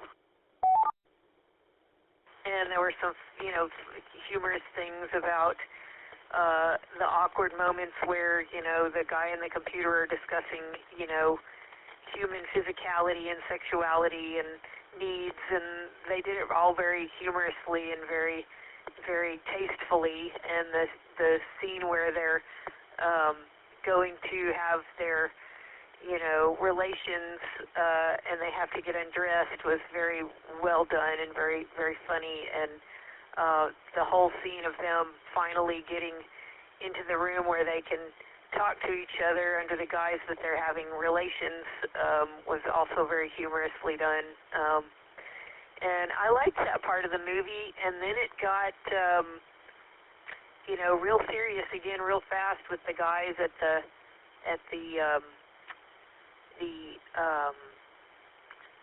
kind of interface center trying to overload the computer, and then Colossus finally is like, basically that sort of lets him know that they're trying to trick him, and he's pretty much onto them all. I don't think he ever was really tricked by the plan to sneak information in and out, and finally he just decided he was gonna every trick they tried to pull on him, he was pretty smart, and that's kind of scary. And I thought that it did take a suddenly very serious turn, and was a little bit downer, not a little bit, kind of a big downer at the end. I would have liked to have seen it go a little more, them going head to head with the computer, and even if they didn't defeat it, like maybe getting a little closer to defeating it, having a couple more reversals before it finally took over. And maybe they were hoping for a sequel, and this movie did get withdrawn and then re-released, and some people say it was because Eric Braeden was an unknown. Maybe it was too much like 2001. Maybe it was too scary. Maybe it was too much of a downer. Maybe it was too esoteric-y, computery. But it's kind of one of those movies that it's kind of like probably what the movie Electric Dreams is for me. It's one of those super obscure movies that a lot of people have seen, but nobody really talks about very much. And I am very ashamed to say that watching it on field day was the first time I ever saw it. And I actually saw stuff about it a couple weeks ago and suggested it to Tom, and he's like, oh, yeah, we can watch that on field day. It's one of my favorites. So I'm glad he picked it, and I'm glad I've finally seen it. It's very timely to what's going on right now, and, of course, it connects in and hooks in well with a lot of my favorite topics. As far as comparing this to HAL, this is like HAL on steroids and crack. HAL was only in charge of one little spaceship, and Colossus is he got hooked to the whole world. They didn't even test it on something small like a spaceship. They just went for it, and I think today's AI is even more oppressive feeling because they weren't anticipating the far-reaching levels of the internet that it is now, and they did get the underground bunker thing right, because that's what all these big AIs are. They're just big underground data centers full of big giant roaring servers, and people were making fun, in the 90s, people were making fun of how big HAL's brain was in 2001, and they were like, ha ha, computers are so small now, they totally got that wrong, but they're starting to discover that an actual AI has to be pretty large. It has to run a routines all at once simultaneously to even get close to acting like a human brain. And it's turning out that aspect of it is something they were getting right back then. So I think that the AI of today and Colossus, which I also think led to War Games, a great movie of 1983, I think compared to HAL, even more scary, especially today's AI, because it is this big, faceless, just oppressive wall of, it's not a person, it's not a personality, it's not something you can really relate to, which I think in a way is better, because I don't think people are going to be as likely to worry about offending it or hurting its feelings when they decide to,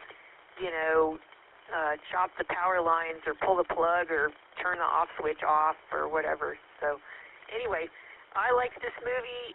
It ended pretty bleak, but I think maybe they were trying to leave room for a sequel, and that never happened. And there have been attempts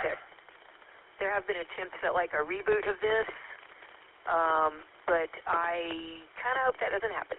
Back to net, NV5F.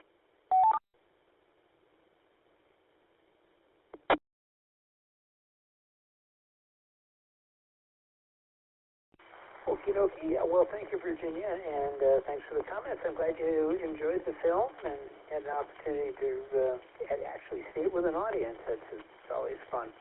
I will say I have all three books somewhere. I think I do, although a lot of stuff has gone missing since the move. But I read the second one, and I picked up the third one while I was traveling in Oklahoma.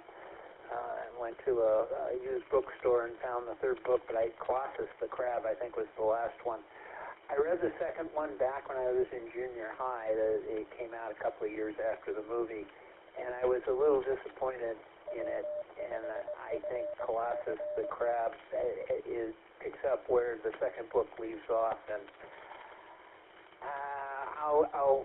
we can talk about it, but I wasn't impressed with the cliffhanger. Okay, next up is Tony, NT5TM. Tony, you saw the film. What'd you think about the plot from KE5 ICX?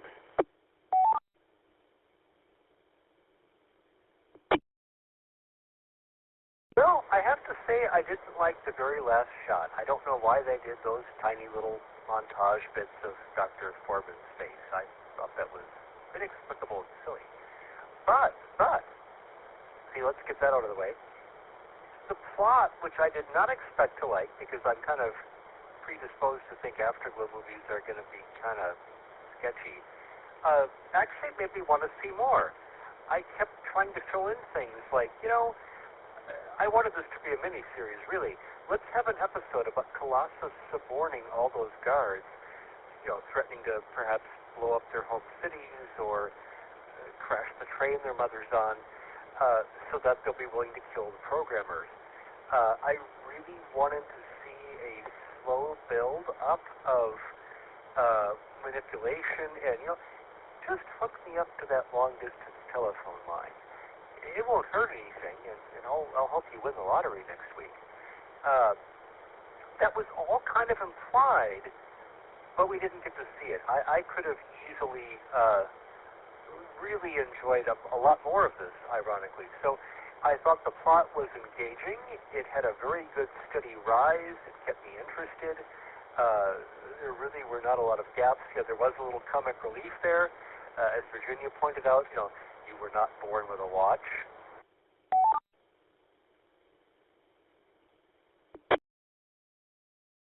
And on the whole, I was willing to see quite a lot more of this. If this had been the pilot for a series as they scheme against each other, that would have been okay with me.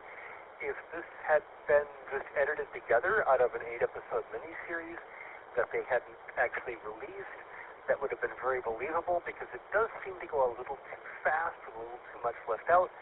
But that didn't bother me as much as I expected it to, because my brain kept filling that extra stuff in. I really wanted to see all the things that weren't there, and I was going to forgive them that. I could make some of that stuff up on my own. So I liked it when I didn't expect to, and I wanted more of it. And I'm sad that never happened. NT5TM.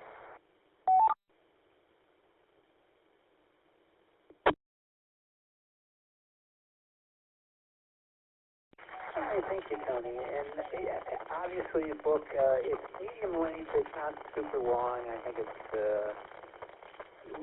rather short. It's only about 200 pages long, but it does go into a little more detail than what the screenplay has going for it. Okay, next is Jay, KG5EZWJ. What do you think about the plot of the movie from KE5ICX?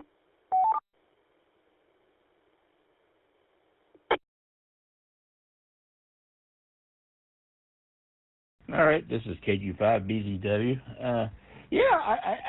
I did like the plot for the most part. I do have one kind of gripe, but the thing is, if I really focus on the gripe,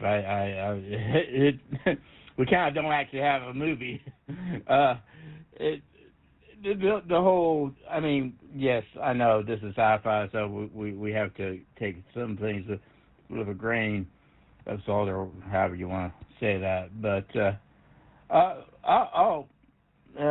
let me see if I can say. Let me just get the gripe out of the way, and then maybe I can wrap up with something good. I don't know. I just have the whole concept of the computer being able to control all these things from the outset. Yeah, of course, it's in charge of defense and whatnot, and then all of a sudden it's able to do certain things that just immediately, which I have trouble believing. The amount of control that this thing has versus what is actually reasonably capable of actually happening. It's got its tendrils everywhere, but you can't have you can't have a cancer without the growth of the cancer into everywhere and all that. And basically, what we've got this new flawless machine that's actually has its tendrils everywhere that we don't know about, and then all of a sudden it just transforms into this thing that we see for what it is. It's very there's a bit aspect of kind of like what Tony says about how did those guards shoot have enough motivation, so to speak, to kill those programmers or the other, the Russian guy or whatnot. or not necessarily programmer guards there, but other. There's a lot that even outside of human psychology that is not quite really explained, and that just kind of irks me a bit. Just systematically, you're not going to have. You're just not. That's just not how systems are built. You're not going to have that kind of control from day one. There's going to be some weird interchanges that how would the heck would this computer even begin to understand? Yes, of course, Virginia it has the capacity to make its own language to communicate with its other version, but would it really? It's a little bit much. That being said, I enjoyed it. I enjoyed the pace of the movie. It throws a lot of questions out there, and that's what a good sci-fi film should be thought-provoking, like this film was. And this is just fantastic and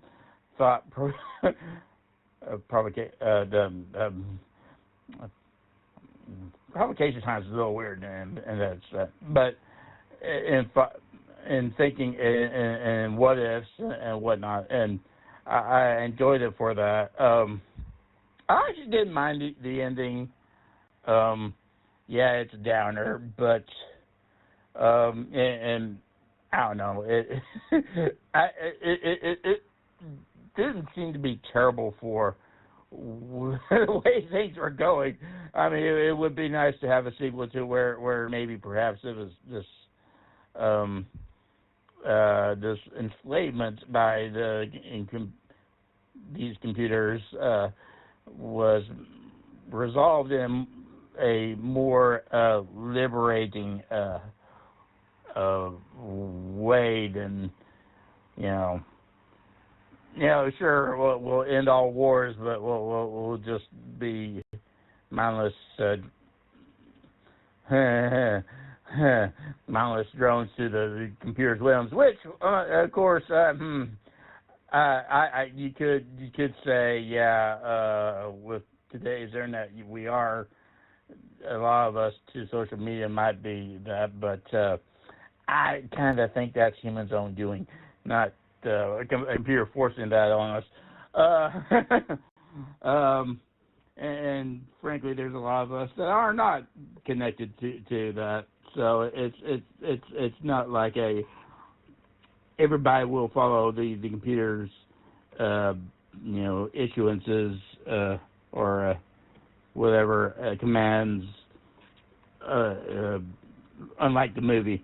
But anyway, very lots to think about. I'll definitely watch this again. Certainly, I saw. Actually, I should be fine. Somebody had a YouTube about describing a video just kind of describing the some background about the film on like one of the chat channels here. I'll definitely I'll at least consider watching that real soon. But I'm glad I watched it.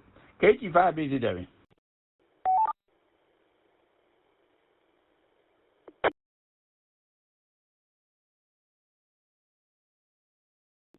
All right, thank you, Jay. Thanks for the comments. Let's see here. I was, just as an aside, I went to Amazon.com and I was looking at reviews from the book, Colossus, which we were talking about, and it's got amazingly good reviews here, many of them brand new, at least in the last 5 or 6 years, and saying it was very much pertinent today and ahead of its time in 1970. I would agree with that. People generally like it, even though it was a box office bomb as a movie, which surprised the hell out of me. I think a remake would be much in order, and I like the idea of a miniseries. I think that would be a very good idea to do it. And I'll make more comments about that in a bit. Next up is Brenda, WB50ZL. Brenda, what do you think about the plot for our fine film, Colossus, the Forbin project from 1970?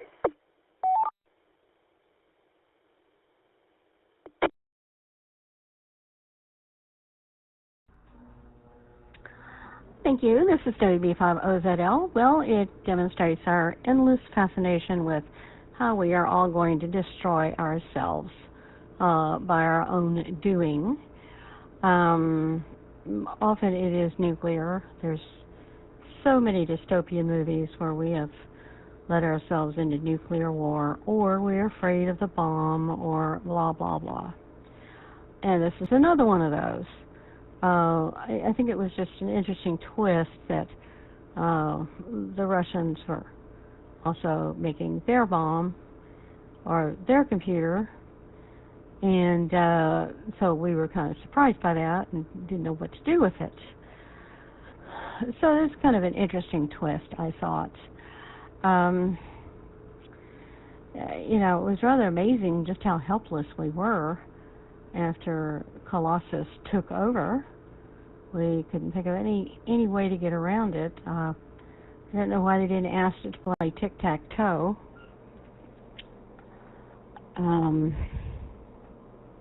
But anyway, we were just pretty helpless at that point. Oh,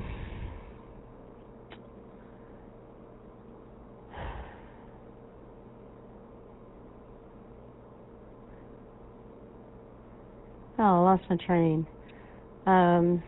Sorry. It was engrossing. I enjoyed watching it. I think the bedroom scenes were needless gratuity.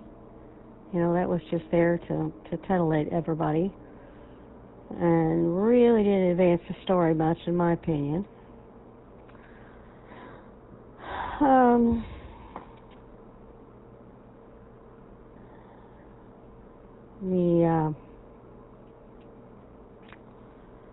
It was an interesting set. I read in Wikipedia that those are actual real computers they rented, not just boxes with flashing lights, which I thought was interesting, because to me they didn't look like real computers at all. They looked pretty hokey. And on the set, they wouldn't let anybody eat around them or smoke around them, and they kept them covered up. So they were real proud of them. And why so many oscilloscopes? We don't know. All right, I'm going to turn it back. This is WB50ZL. All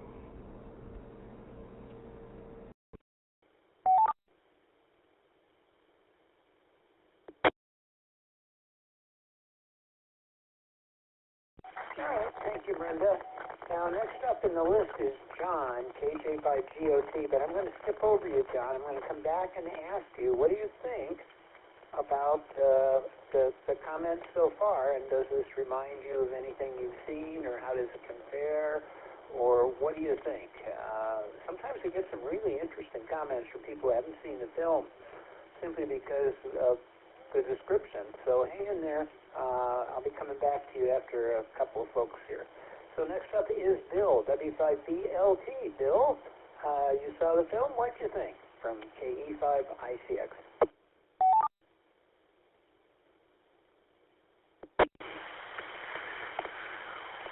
Well, I really like this film. I have to tell you, I watched it twice. I watched it the night before field day, and then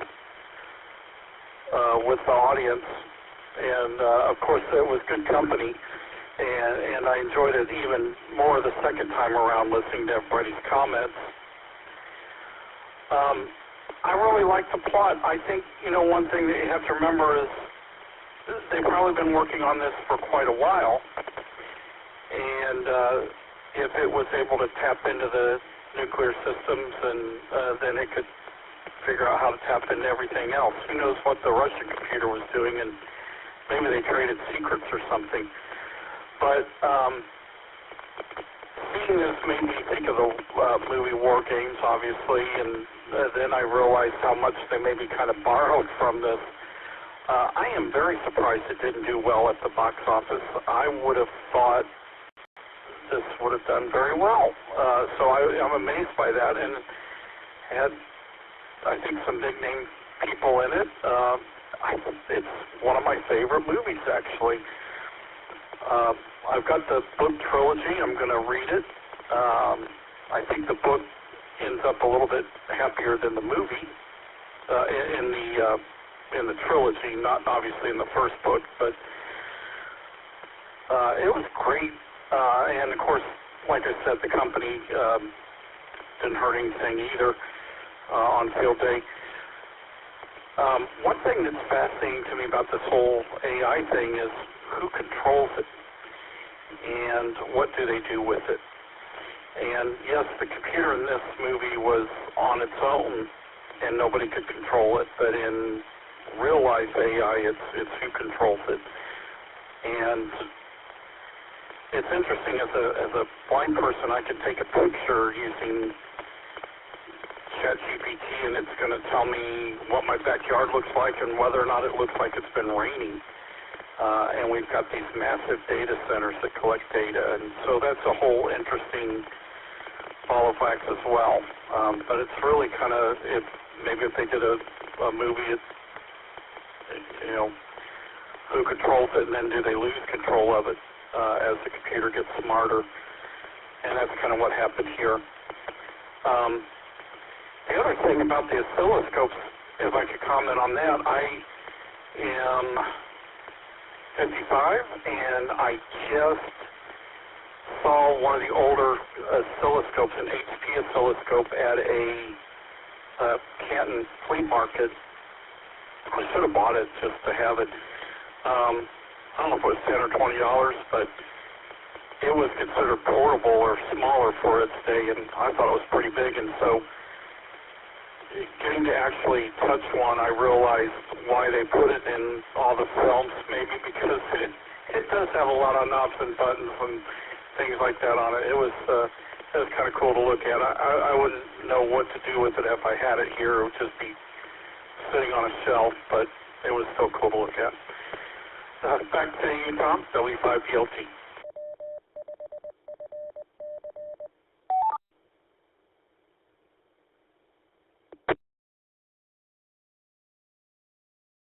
All right, thank you, Bill. And yeah, be careful with the oscilloscope. I bought one at a Hamfest when I saw one, and it was the Tektronix. And Bill, don't get mad at me. I had it. I never used it, and I got rid of it. I think it was 12 years later. I just never had a need. I knew how to use them, and I learned them in high school and in college how to use them. And dual trace Tektronix is what I learned how to, and an old RCA is what I used. But I never had a really good opportunity. Of course, I didn't have the technical expertise to use it to the degree that somebody would be able to do individual component replacement on something with a circuit, although I did that too. I mean, I did that with televisions and that. When you could actually work on televisions and radios back then, input and output signals. But after that, I never really had a need for them. So I gave it away. So that happened. Okay. Next up is David, W5EDV. David's out in the ether over on Echolink. David, what did you think about our film, Colossus, the Forbin project from 1970?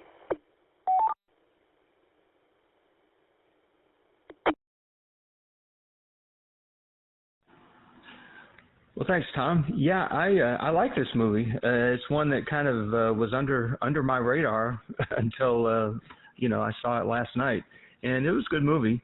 The plot, just right out of the gate, it was just a failure, and you wonder, was there any beta testing or simulations that were done, before they actually rolled it out live? And but it is true that in some algorithms it may pass simple tests, but once it's given real world data, it can behave very unexpectedly. And it may have been the collusion between Colossus and Guardian that caused it to become so embrazenly bold to assert their mutual superiority over humans. The danger, of course, is that AI, unlike most humans, doesn't fundamentally have a sense of empathy. It turns sociopathic, in this case, without any fundamental sense of ethics. Now, today's AI does try to mimic having a moral foundation, but sometimes it will reveal itself as still being very primitive and flawed in that regard, and sometimes produces very unexpected and surprising sociopathic responses at times. When pressed, the AI will profusely apologize, but that's only after a human intervenes to explain the error.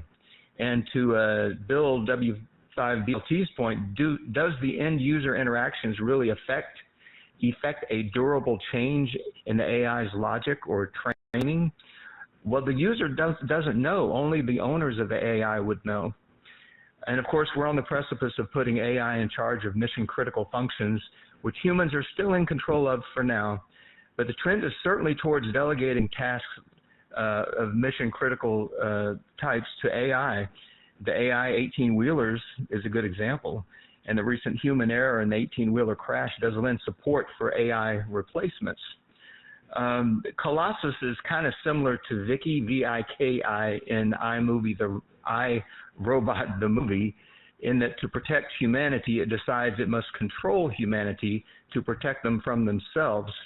And I, too, didn't care for the breaking of the plot midway through, where Colossus is being taught the ins and outs of human behavior. The fact that humans need to sleep should have been already pre-programmed from the beginning. So that was kind of silly. But overall, I thought this was a good movie. The themes are still completely relevant today. W5EBB.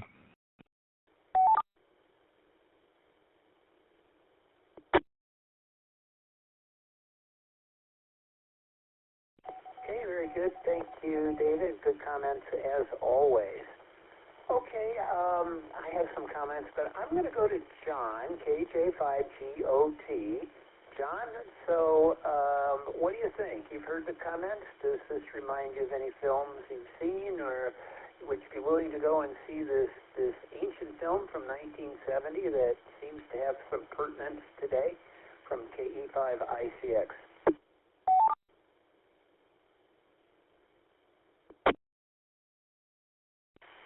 KJ5GOT, thank you for the question. So I have not seen this movie, but it reminds me of a short story I read. It's called I Have No Mouth and I Must Scream by Harlan Ellison. And it's a book, or it's a short story rather, that follows similar events to this movie. And the plot is that the last 4 or 5 surviving human beings have to survive torture from this machine that was able to take over the world's defense systems, and it's punishing them as a form of revenge. It was written in 1966, so kind of similar time frame. But yeah, I think I would really enjoy this movie. Thank you. KJ5GOT.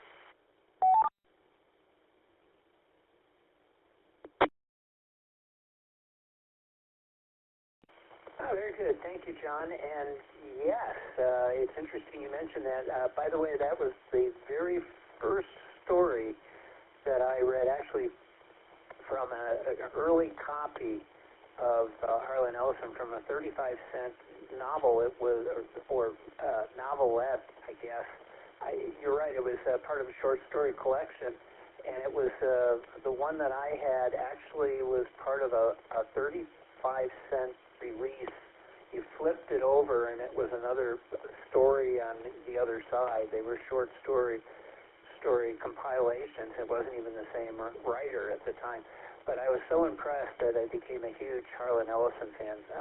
Just absolutely just totally bowled over by that. And yes, I'd seen the movie Colossus, the Forbin project first, even though the book that I had was earlier, and thought the same thing, only in reverse. But I think there's a number of folks here that are big Harlan Ellison fans as well and are familiar with that story. So good comments. Appreciate that very much. Let me, before I make my comments, does anyone else want to check in? Please come with your call and your name. And have you seen Colossus, the Forbin Project? That's the name of the movie we're talking about, discussing tonight, from 1970. Kilo, India 5, Juliet, Charlie, Mike, Thomas, and Euless. I saw this movie on cable at my grandparents' like 30-something years ago, but I remember it well.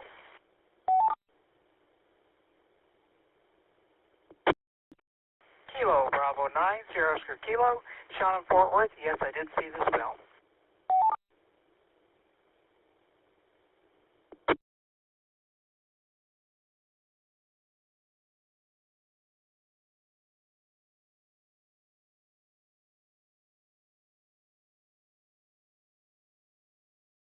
All right, very good. Well, we picked up two more. I've got KI5JCM. That's Thomas over in Euless. I'm coming back to you in just a sec. And I got KB9SOK, one of our regulars, Sean, over in Fort Worth. So I'll start with Thomas. You remembered it well. I think you've got some comments to make then. And I suspect you probably liked it. But please go ahead. Your comments on the plot, please. My comments on the plot. This may actually be...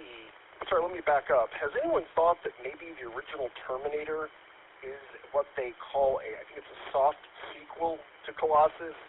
Because Colossus seems an awful lot like Skynet. I'm just saying. And second, this is also why I think with anything, as technology gets more and more intelligent, we should always engineer a way to just unplug the dadgum thing. Or have an off switch that cannot be overridden by software. Because I got to tell you, I have some technology, and I do enjoy me the coup de grace. Sometimes it's the only thing you can do. That would be my thought. KI5JCM. Back to that.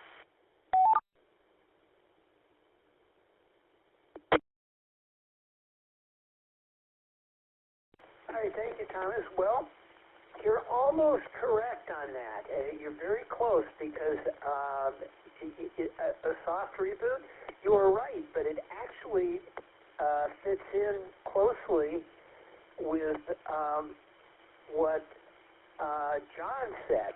It actually is, and there was a suit for the Harlan Ellison story for I Have No Mouth and I Must Scream. The Terminator series was believed, James Cameron stated that it was partially based on that book, and another story called The Soldier, which was an Outer Limits episode, which is what is more popularly known. So, yes, it was sort of we kind of connected the dots, but it was actually Harlan Ellison's story that was plagiarized. So you have that. Okay. Next up is KB9SOK. That would be Sean over in Fort Worth. Sean, what do you think about the plot for our movie? Go ahead from KE5, ICX.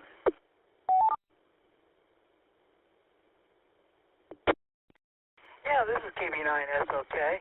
Well, to start with, which may be surprising to most, because we've been on a run here lately of not good movies, but I actually like this one. I'd seen part of it years and years ago. I'd never seen all of it, and just kind of forgot about it. So I'm really glad you decided to put this one in line, because I actually really enjoyed this one. It totally forgot about it, but so it was the first time I'd seen it all the way through. So yeah, I actually thought it was pretty solid. I kind of enjoyed the comedy relief part of it, along with the serious part of it. I know it seems to be a little bit of a point of contention for a few. But I think the plot's pretty solid because it is so relevant today. And many would question, would we really allow a computer to do that? Well, there's already signs of that. Today we've got drones that are AI-powered, but a human still has to supposedly make the final decision whether they should pull the trigger. But that doesn't mean their enemies are that way. There's already been one case of foreign power of doing that, and they admitted to it, that they allowed the drone to make the decision, and no human intervened. They allowed it to kill people. So if your enemy has an AI controlling its forces, and you decide to have humans make all the decisions, guess how that's going to turn out? So would we be willing to flip the switch and give it full control in that situation? Well, I'd like to think we wouldn't, but we probably would, unfortunately. So I think the plot was pretty realistic and very timely for our times. Hopefully when it comes to nukes, we wouldn't give it that kind of power. It's a little bit more drastic than a drone, but you might be surprised, unfortunately. But, I think this definitely, a lot of shows are based off this. One's already been mentioned.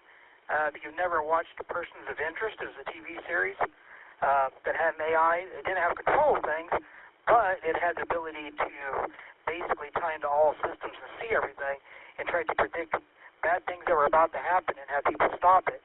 And then, in its final couple seasons, it went against another AI and actually competed against it, still working with it. I kind of like that this film did different. This film actually had the two computer systems work together, and that's usually not what they do in most of these sci-fi movies. So I actually like that part of it, that, hey, they realized they were the same, so let's work together.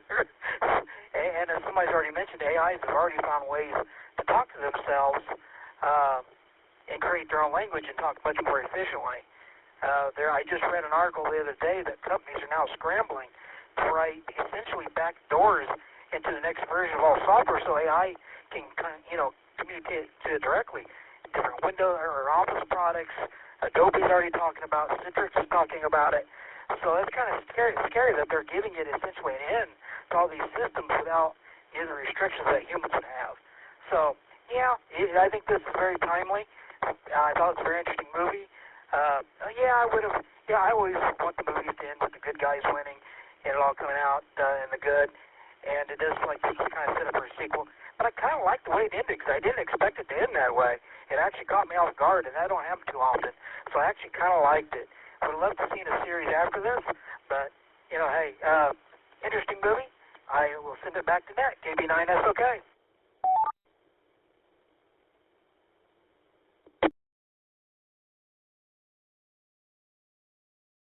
Oh, thank you, Sean. They be even more paranoid by telling me they're adding artificial intelligence to all of our favorite programs that we've used for years and years, looking over our shoulder as they slowly decide how they're going to take us over. Well, okay, I was very happy that Virginia suggested this film somewhere down the road. We had it, reviewed it years ago, but this is a favorite of mine. I was very happy to have it come back, and judging from the large turnout we got tonight, obviously it's a favorite of a lot of other folks too. It's very timely, and it's probably more timely today. I think it was ahead of its time in 1970, although we kind of suspected this sort of thing would probably happen at some point. We've reached that point. There was a comment in here, and it was the same comment that my mother made when we watched this film on television. That's how my first exposure to it. She said, "Wow, why don't they just have an off button?" Well, you're right with a central computer system like this, but we have something similar going on now, or at least it's going in that direction, and there is no off button because it's decentralized. These large language models that they're talking about that create this artificial intelligence is not something that's easily turned off. Now, would it become a sentient or self-aware? Probably not, but just like when we talk about Hal in 2001 and they interview him on BBC 12, do they know for sure whether he can think, or is he just mimicking things? And the answer isn't answered until too late in the movie, and we find out, he can think and act on his own, as does Colossus in this film here. So we don't know. Can it jump that position? I don't know. Maybe it can. Just 5 years ago, I'd say it was phony baloney. It would never happen. But now, I'm not so sure anymore. The way the advances that we have in computers and technology just makes me wonder. As far as the story, it moves along at a really great pace. I love it. It is a fairly simple plot. Virginia mentioned that, but that's okay with me too. I think that as it builds well. The film is paced really extremely well. And while I know this kind of moves into the other parts of what we do on the net, I am a personal fan of the music.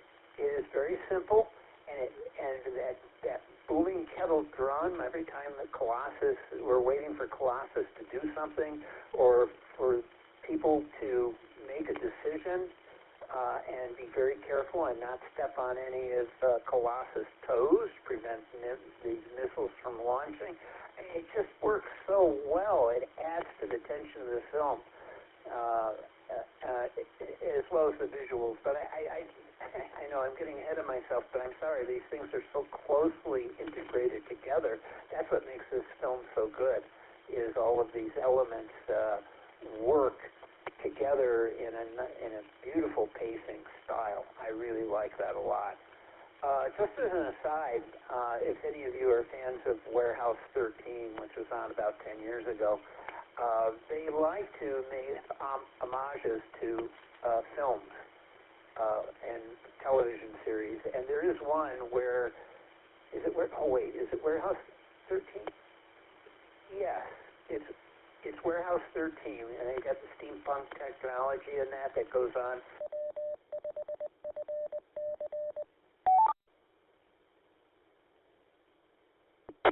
Found exotic technologies that have to be foraged away, aka similar to Indiana Jones and story, first movie, Raiders of the Lost Ark. It's sort of that thing. But at any rate, there's a scene where there's Warehouse 12, and they find the old computer system for it, which is surprisingly identical to Colossus, the Forbin project. Has the large reader board turned off and hanging from the ceiling, and then the oversized CRT telephones with picture phones. Same phones, same things appear with dust all over them. Of course, I was going berserk. I just loved it. So you can find Colossus. I'm sorry. You can find. You should be able to Google it and figure it out. Anyway, loved it. I probably talked too much about the other stuff, so I'm just going to move on, and we'll do what we can. Okay. It's 11:43. I'm going to let you go through. It's going to be tough to do. I think we'll see how far we get with characterization, and then because I'm still talking, and we've only got 15 minutes to get through 2 segments, so we'll see what happens. So we'll start at the top. Quickly, what you think about characterization? I'll start with Bill. N5BB, go. Well, thank you, Tom. This is N5BB. Well, obviously, the main character of the movie, there's 2 main characters in the movie, Dr. Forbin and Colossus. And each of them have their own personality. And I think Dr. Forbin's personality and characterization is really pretty cool.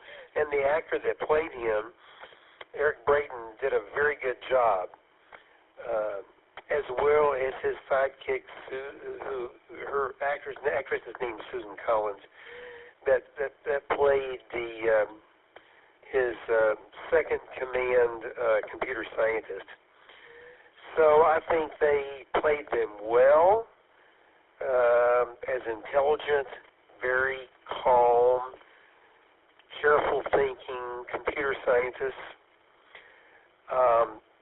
I think it was interesting that Dr. Forbin lived in such a cool pad, kind of a cool bachelor pad thing, and that was kind of neat. But his character, talking back to the characterization, we didn't hear much more about Dr. Forbin. He didn't hear about, he evidently wasn't married, but he didn't hear a lot about his background or anything like that, or any of the other characters, because this movie was trying to move forward on the main plot and not really going to the background of these characters. But anyway, I like those characterizations. The Colossus itself was kind of an interesting characterization. It wasn't going to take any guff. And it was, you can view it as being cruel. Did it really have to kill all those humans? Well, probably not. But it was trying to get to its results expeditiously. So it was a little like Stalin. It was just going right for the gut, going and doing what it needed to do and ignoring who got killed along the way. By the way, other people already brought up the Tektronix oscilloscopes. They were Tektronix oscilloscopes, the company I worked for 32 years. The main one that was shown in there was the Tektronix 568 with the Model 230 digital unit that's had the Nixie digital readout. Oscilloscopes at that point were very commonly around computers to use as troubleshooting and alignment kind of things, so they were pretty common. And the 568 oscilloscope came out probably right before the start of production of this movie in 68 or something. So it was perfectly timely. The 230 digital unit, the 560 was a sampling unit, so it would sample a certain point of time an electrical signal. And the 568 would convert that analog voltage to a display.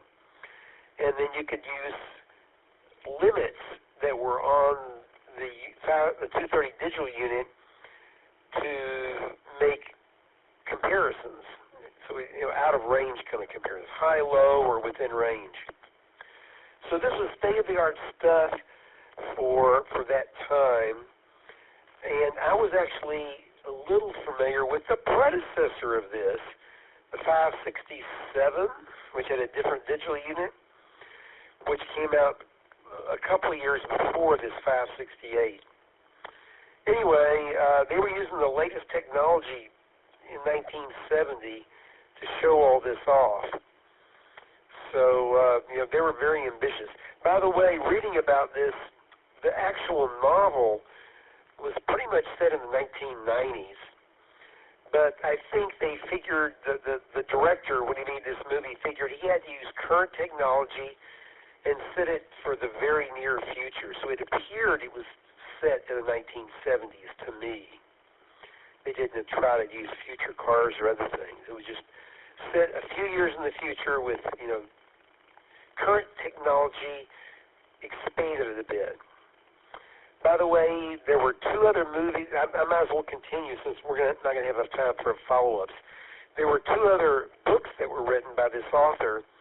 They both kind of digressed with aliens from Mars and things like that. So I'm kind of glad they didn't make those movies based on those books. I think that's all I got in 5BB.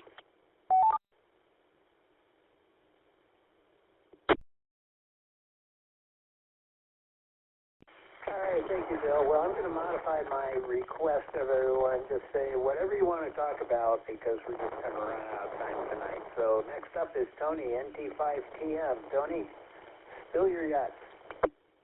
I'm next.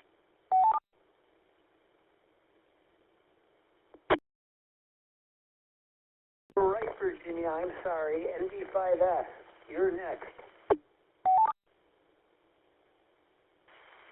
Okay, well, I will try to be brief here. I do believe that the name Colossus was the author of the books did make it an homage to the Colossus of Bletchley Park, which broke the Enigma code, which is very cool. Eric Braeden, I liked him in this role, probably because he wasn't unknown, but the other folks they kind of thought about before him would have been good, I think, especially Gregory Peck. But interesting enough, I did watch this movie again. We had such a great time at Field Day. We were yucking it up pretty good, so I watched it again last night. And kind of the opposite reason, Bill wanted to know what was going on before he was in a room full of noise and people, and and Fellowship, and I kind of wanted to go back and pick up on the details I missed, such as the my visual impairment. I needed to really lean in and read all the little readouts that were coming up that I couldn't see even on the giant screen the other night. I was trying to read them aloud so that Bill could hear them, because I figured he was probably wondering what all that stuff was. But then I realized I couldn't read them some of the time. So I watched it again last night, and I also today watched, I've been watching Planet of the Apes, and Eric Braeden is in Planet of the Apes. The third movie, Escape from the Planet of the Apes, which I thought was kind of timely. I liked what Bill N5BB said. It's not a character-driven plot, so you don't really get a lot about these people. And then when you do, it's kind of that whimsical, sort of almost interlude-y part of the movie. It's almost like a little bridge. It's a little deceptive, you know. It makes you think it's going to go a little whimsical, or that Colossus might actually grow a soul or a sense of humor, but he is quite humorless and quite determined that he knows everything. And then he gets the voice modulator that's to his specifications, which I guess his specifications were mean and scary sounding, which he was mean and scary sounding. So that fleshed him out kind of as a character, because before he had that voice modulator thing, there were almost some moments where you almost thought, well, maybe he's gonna, you know, actually learn something and become kind of likable. But he was very demanding, and he got more so as he got more powerful. And with his lack of common sense, somehow killing people to keep from killing people makes common sense, and it's just as not much nonsense as the war we have already. So it's kind of like the problem we're having with modern AI, which is the computers are so literally literal that they're going to do unpredictable things that are just irrational. They're going to do things and think things that don't make any sense. They're going to lie and then cover up the fact that they didn't know. AI has been caught doing that sort of thing. Synthesizing articles that it finds badly. I've had that experience myself, very limited experience with AI. There is a quality to human beings. Our minds can extrapolate at a level that we call common sense, that computers just don't have. And even a character like Hal is going to do things that we perceive as, you know, evil, when really it's just being literal. And it's coming up with things that are, to it, logical, but to someone with common sense are completely illogical. So I liked the actors. This cast was kind of stacked in places. There were people that were pretty well known in here that you've seen in a ton of other movies, and they all did really well at their part. I liked the way they played the Russians, and how the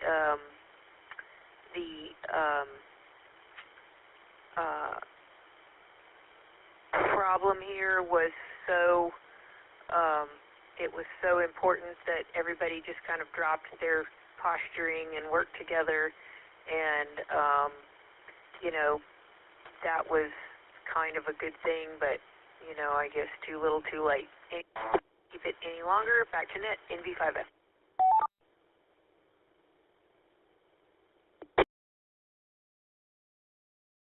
All right, thank you, Virginia. And next up is Tony, NT5TM. Shoot.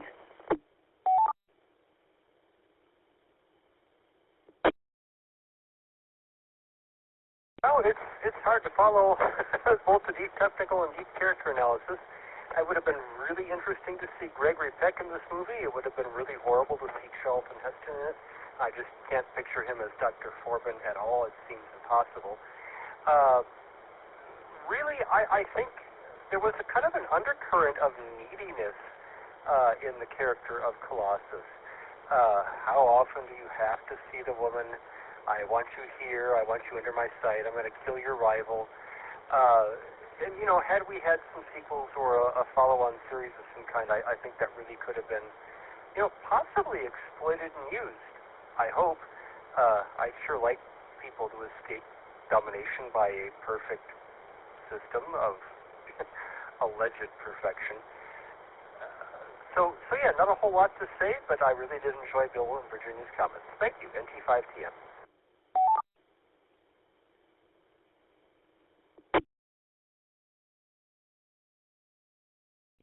Very good. Thank you, Tony. Jay, KG5BZW, your final comments. Go.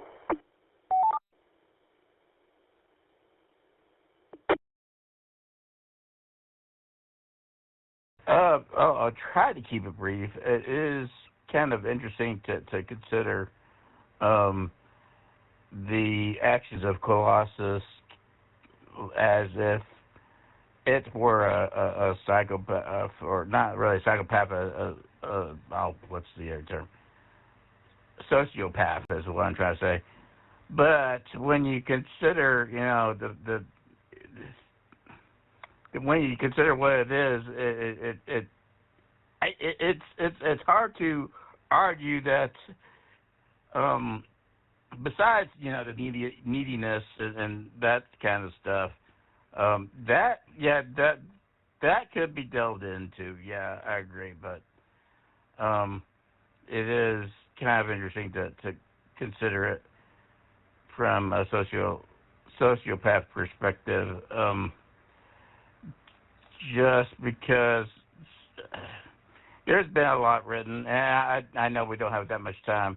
I don't know. I like the other people's comments on Corbin or everything else. I'd like to say more, but I think I better just hang up there. KG5BZW.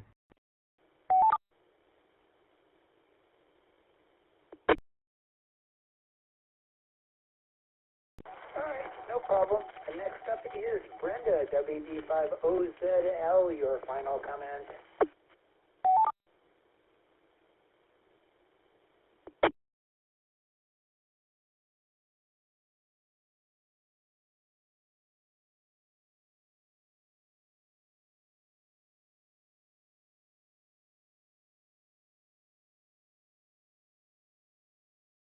All right, she's AWOL. We'll try and come back to her in a bit. Let's see here. John, KJ5GOT, you got anything for us? Go ahead, from KE5ICX.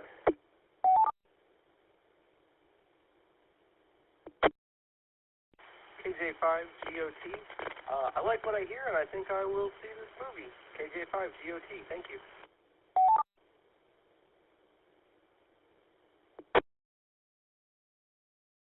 All right, good to hear. You can find it over on archive.org. Just put in Colossus, the Forbin Project. You'll find it there. I think you'll enjoy it. Next up, W5BLT. Bill, your final comments. Okay, just a couple things real quick. One, I liked Eric's story. The actor, his wife, they wanted him to change his name because it was German, and he wasn't going to do it. And then she said, you complain about not wanting to be typecast of just playing Nazi characters, and so he did go ahead and do kind of a name change, I think. If I remember that correctly on one of the YouTube things I saw, so I thought that was interesting. The other thing for me as a blind person is it was interesting to hear as Colossus is, they have the typing sound or whatever as they're communicating. Then Colossus wants a voice, which sounds something out of Battlestar Galactica to me, which of course Battlestar Galactica wasn't done yet, but it sounded like one of those Cylon voices. And then kind of at the end, I don't know if you guys caught it, but it seemed like his voice got even a little more clear as he gained more control, which I thought was kind of an interesting thing on the whole sound effect stuff. And so I thought that was very neat how that was done and how it wanted a voice to communicate with these humans. So anyway, here's an interesting thing that I had kind of picked up on, or at least think I picked up on. Back to you, Tom, W5BLT. W5FC.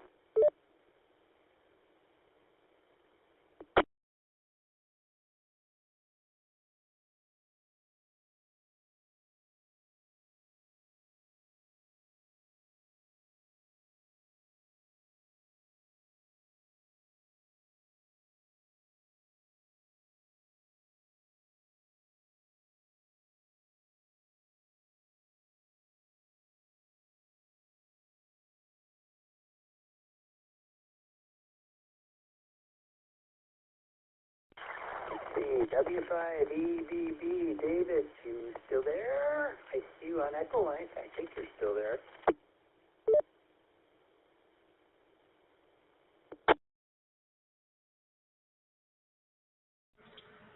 Hey, Tom. Yeah, I'm here. There was a little bit of silence there. I was just waiting. But yeah, I'll be quick. So, yeah, Charlton Heston would have been an interesting one to cast for Dr. Forbin. It may have lended a different surprise ending. It's people. Colossus is made of people. And yeah, I'm surprised Harlan Ellison didn't sue the author of this movie. He had a propensity to do this if he felt any of these stories were plagiarized. And yeah, it was in the late 80s that I was introduced to I Have No Mouth and I Must Scream, extremely graphic, crazy story. But yeah, I also like the Battlestar Galactica Cylon vocoder voice, which I presume Glenn Larson lifted from this movie. It set the standard for what a sinister robot voice should sound like. As for the crew, Edith Head's Academy Award-winning skills as costume designer were essentially wasted on this movie. There were no costumes, just standard military and early 70s business attire. Just kind of dial that one in. But a special award should go to the coolest crew name, the Academy Award-nominated editor, not for this movie, Folmar Blangstead. W5EBB.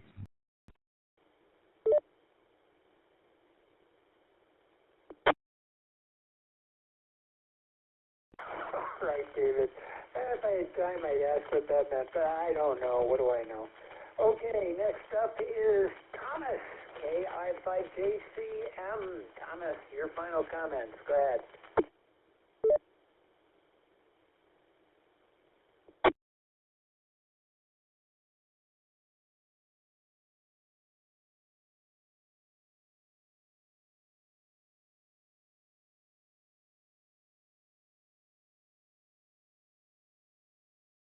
Oh, Thomas may have gone to bed. KI5JCM, you out there?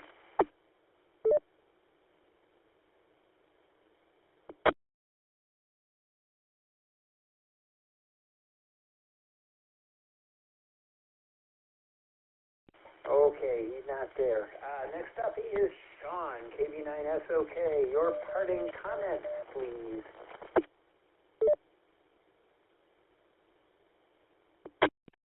Yeah, this is KB9SOK. Just an FYI, they are building a new data center, primarily aimed at AI, right here in Texas. 5 million square foot facility.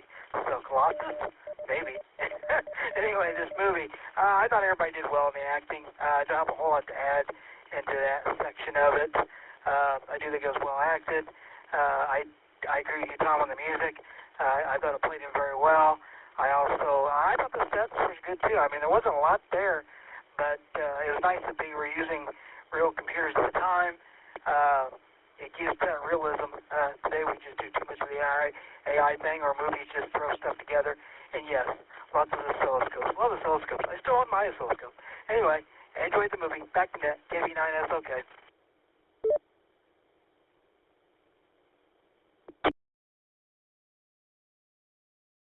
All right, very good. And finally, WG5OZL. Brenda, I know you're back and working. Go ahead. Your final comments.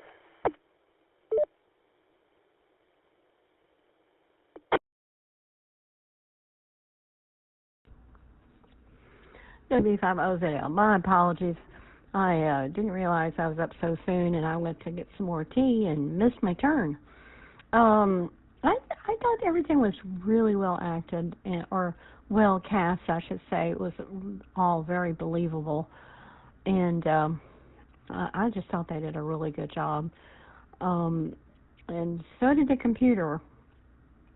The computer was very believable as a computer, a crazy computer, which is we're always having them go crazy and take over, and they never have remorse, and they're always right. So I think that's our future. All right, back to that. WB50ZL.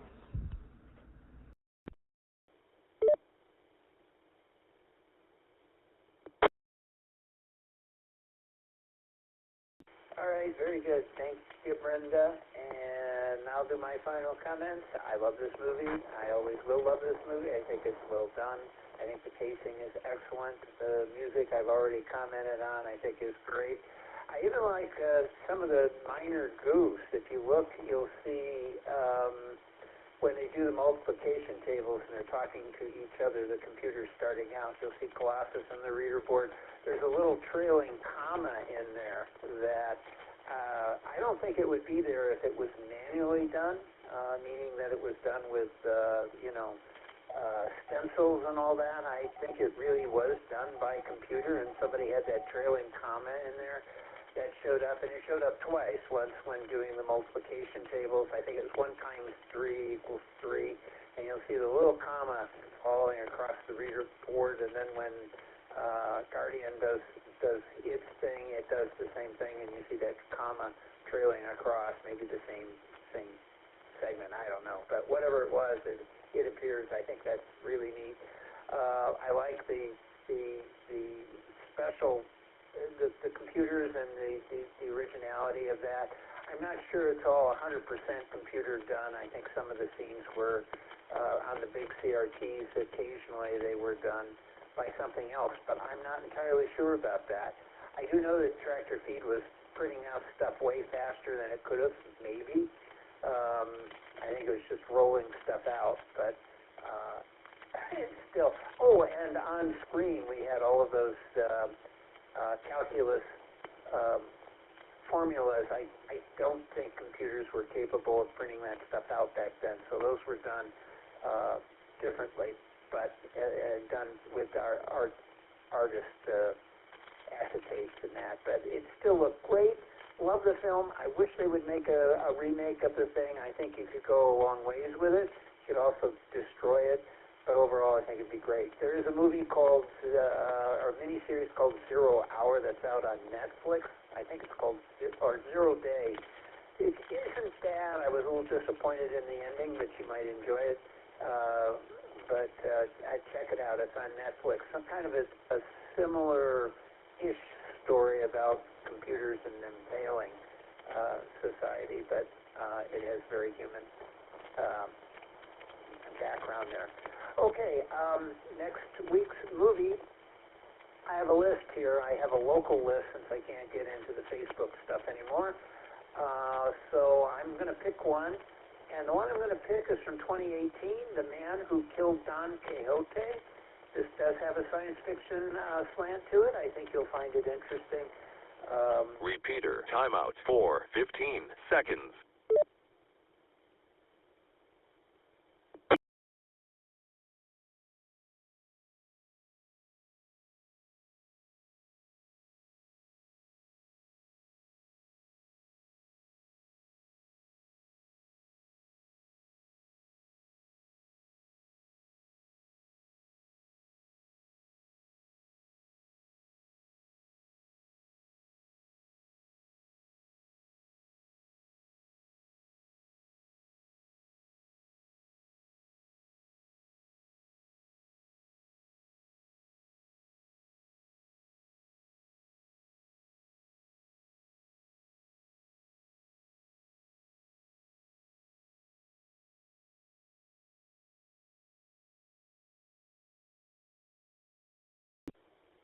W5FC.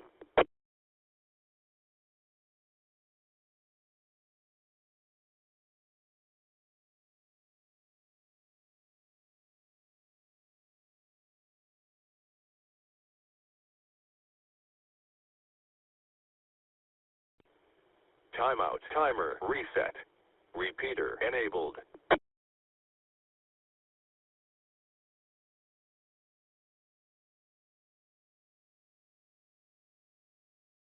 Yeah, you timed it out, Tom.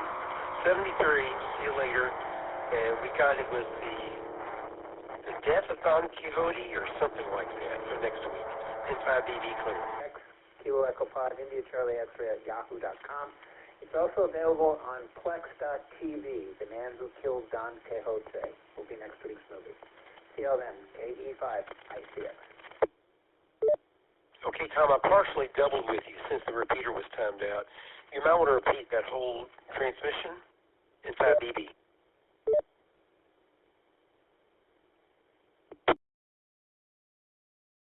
Third time. Here we go. It's going to be The Man Who Killed Don Quixote from 2018. You can find it at Plex.tv, or you can send an email to me at KE5ICX, Kilo Echo 5 India Charlie X-ray at yahoo.com, and I will put you on the list with the link to the movie. That's it, Bill. KE5ICX.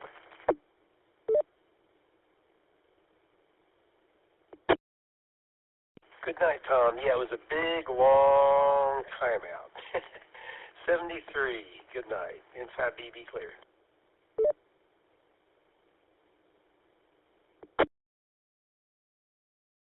Later. KE5ICX clear. GeekNet every fourth Monday at 7 p.m. W5FC.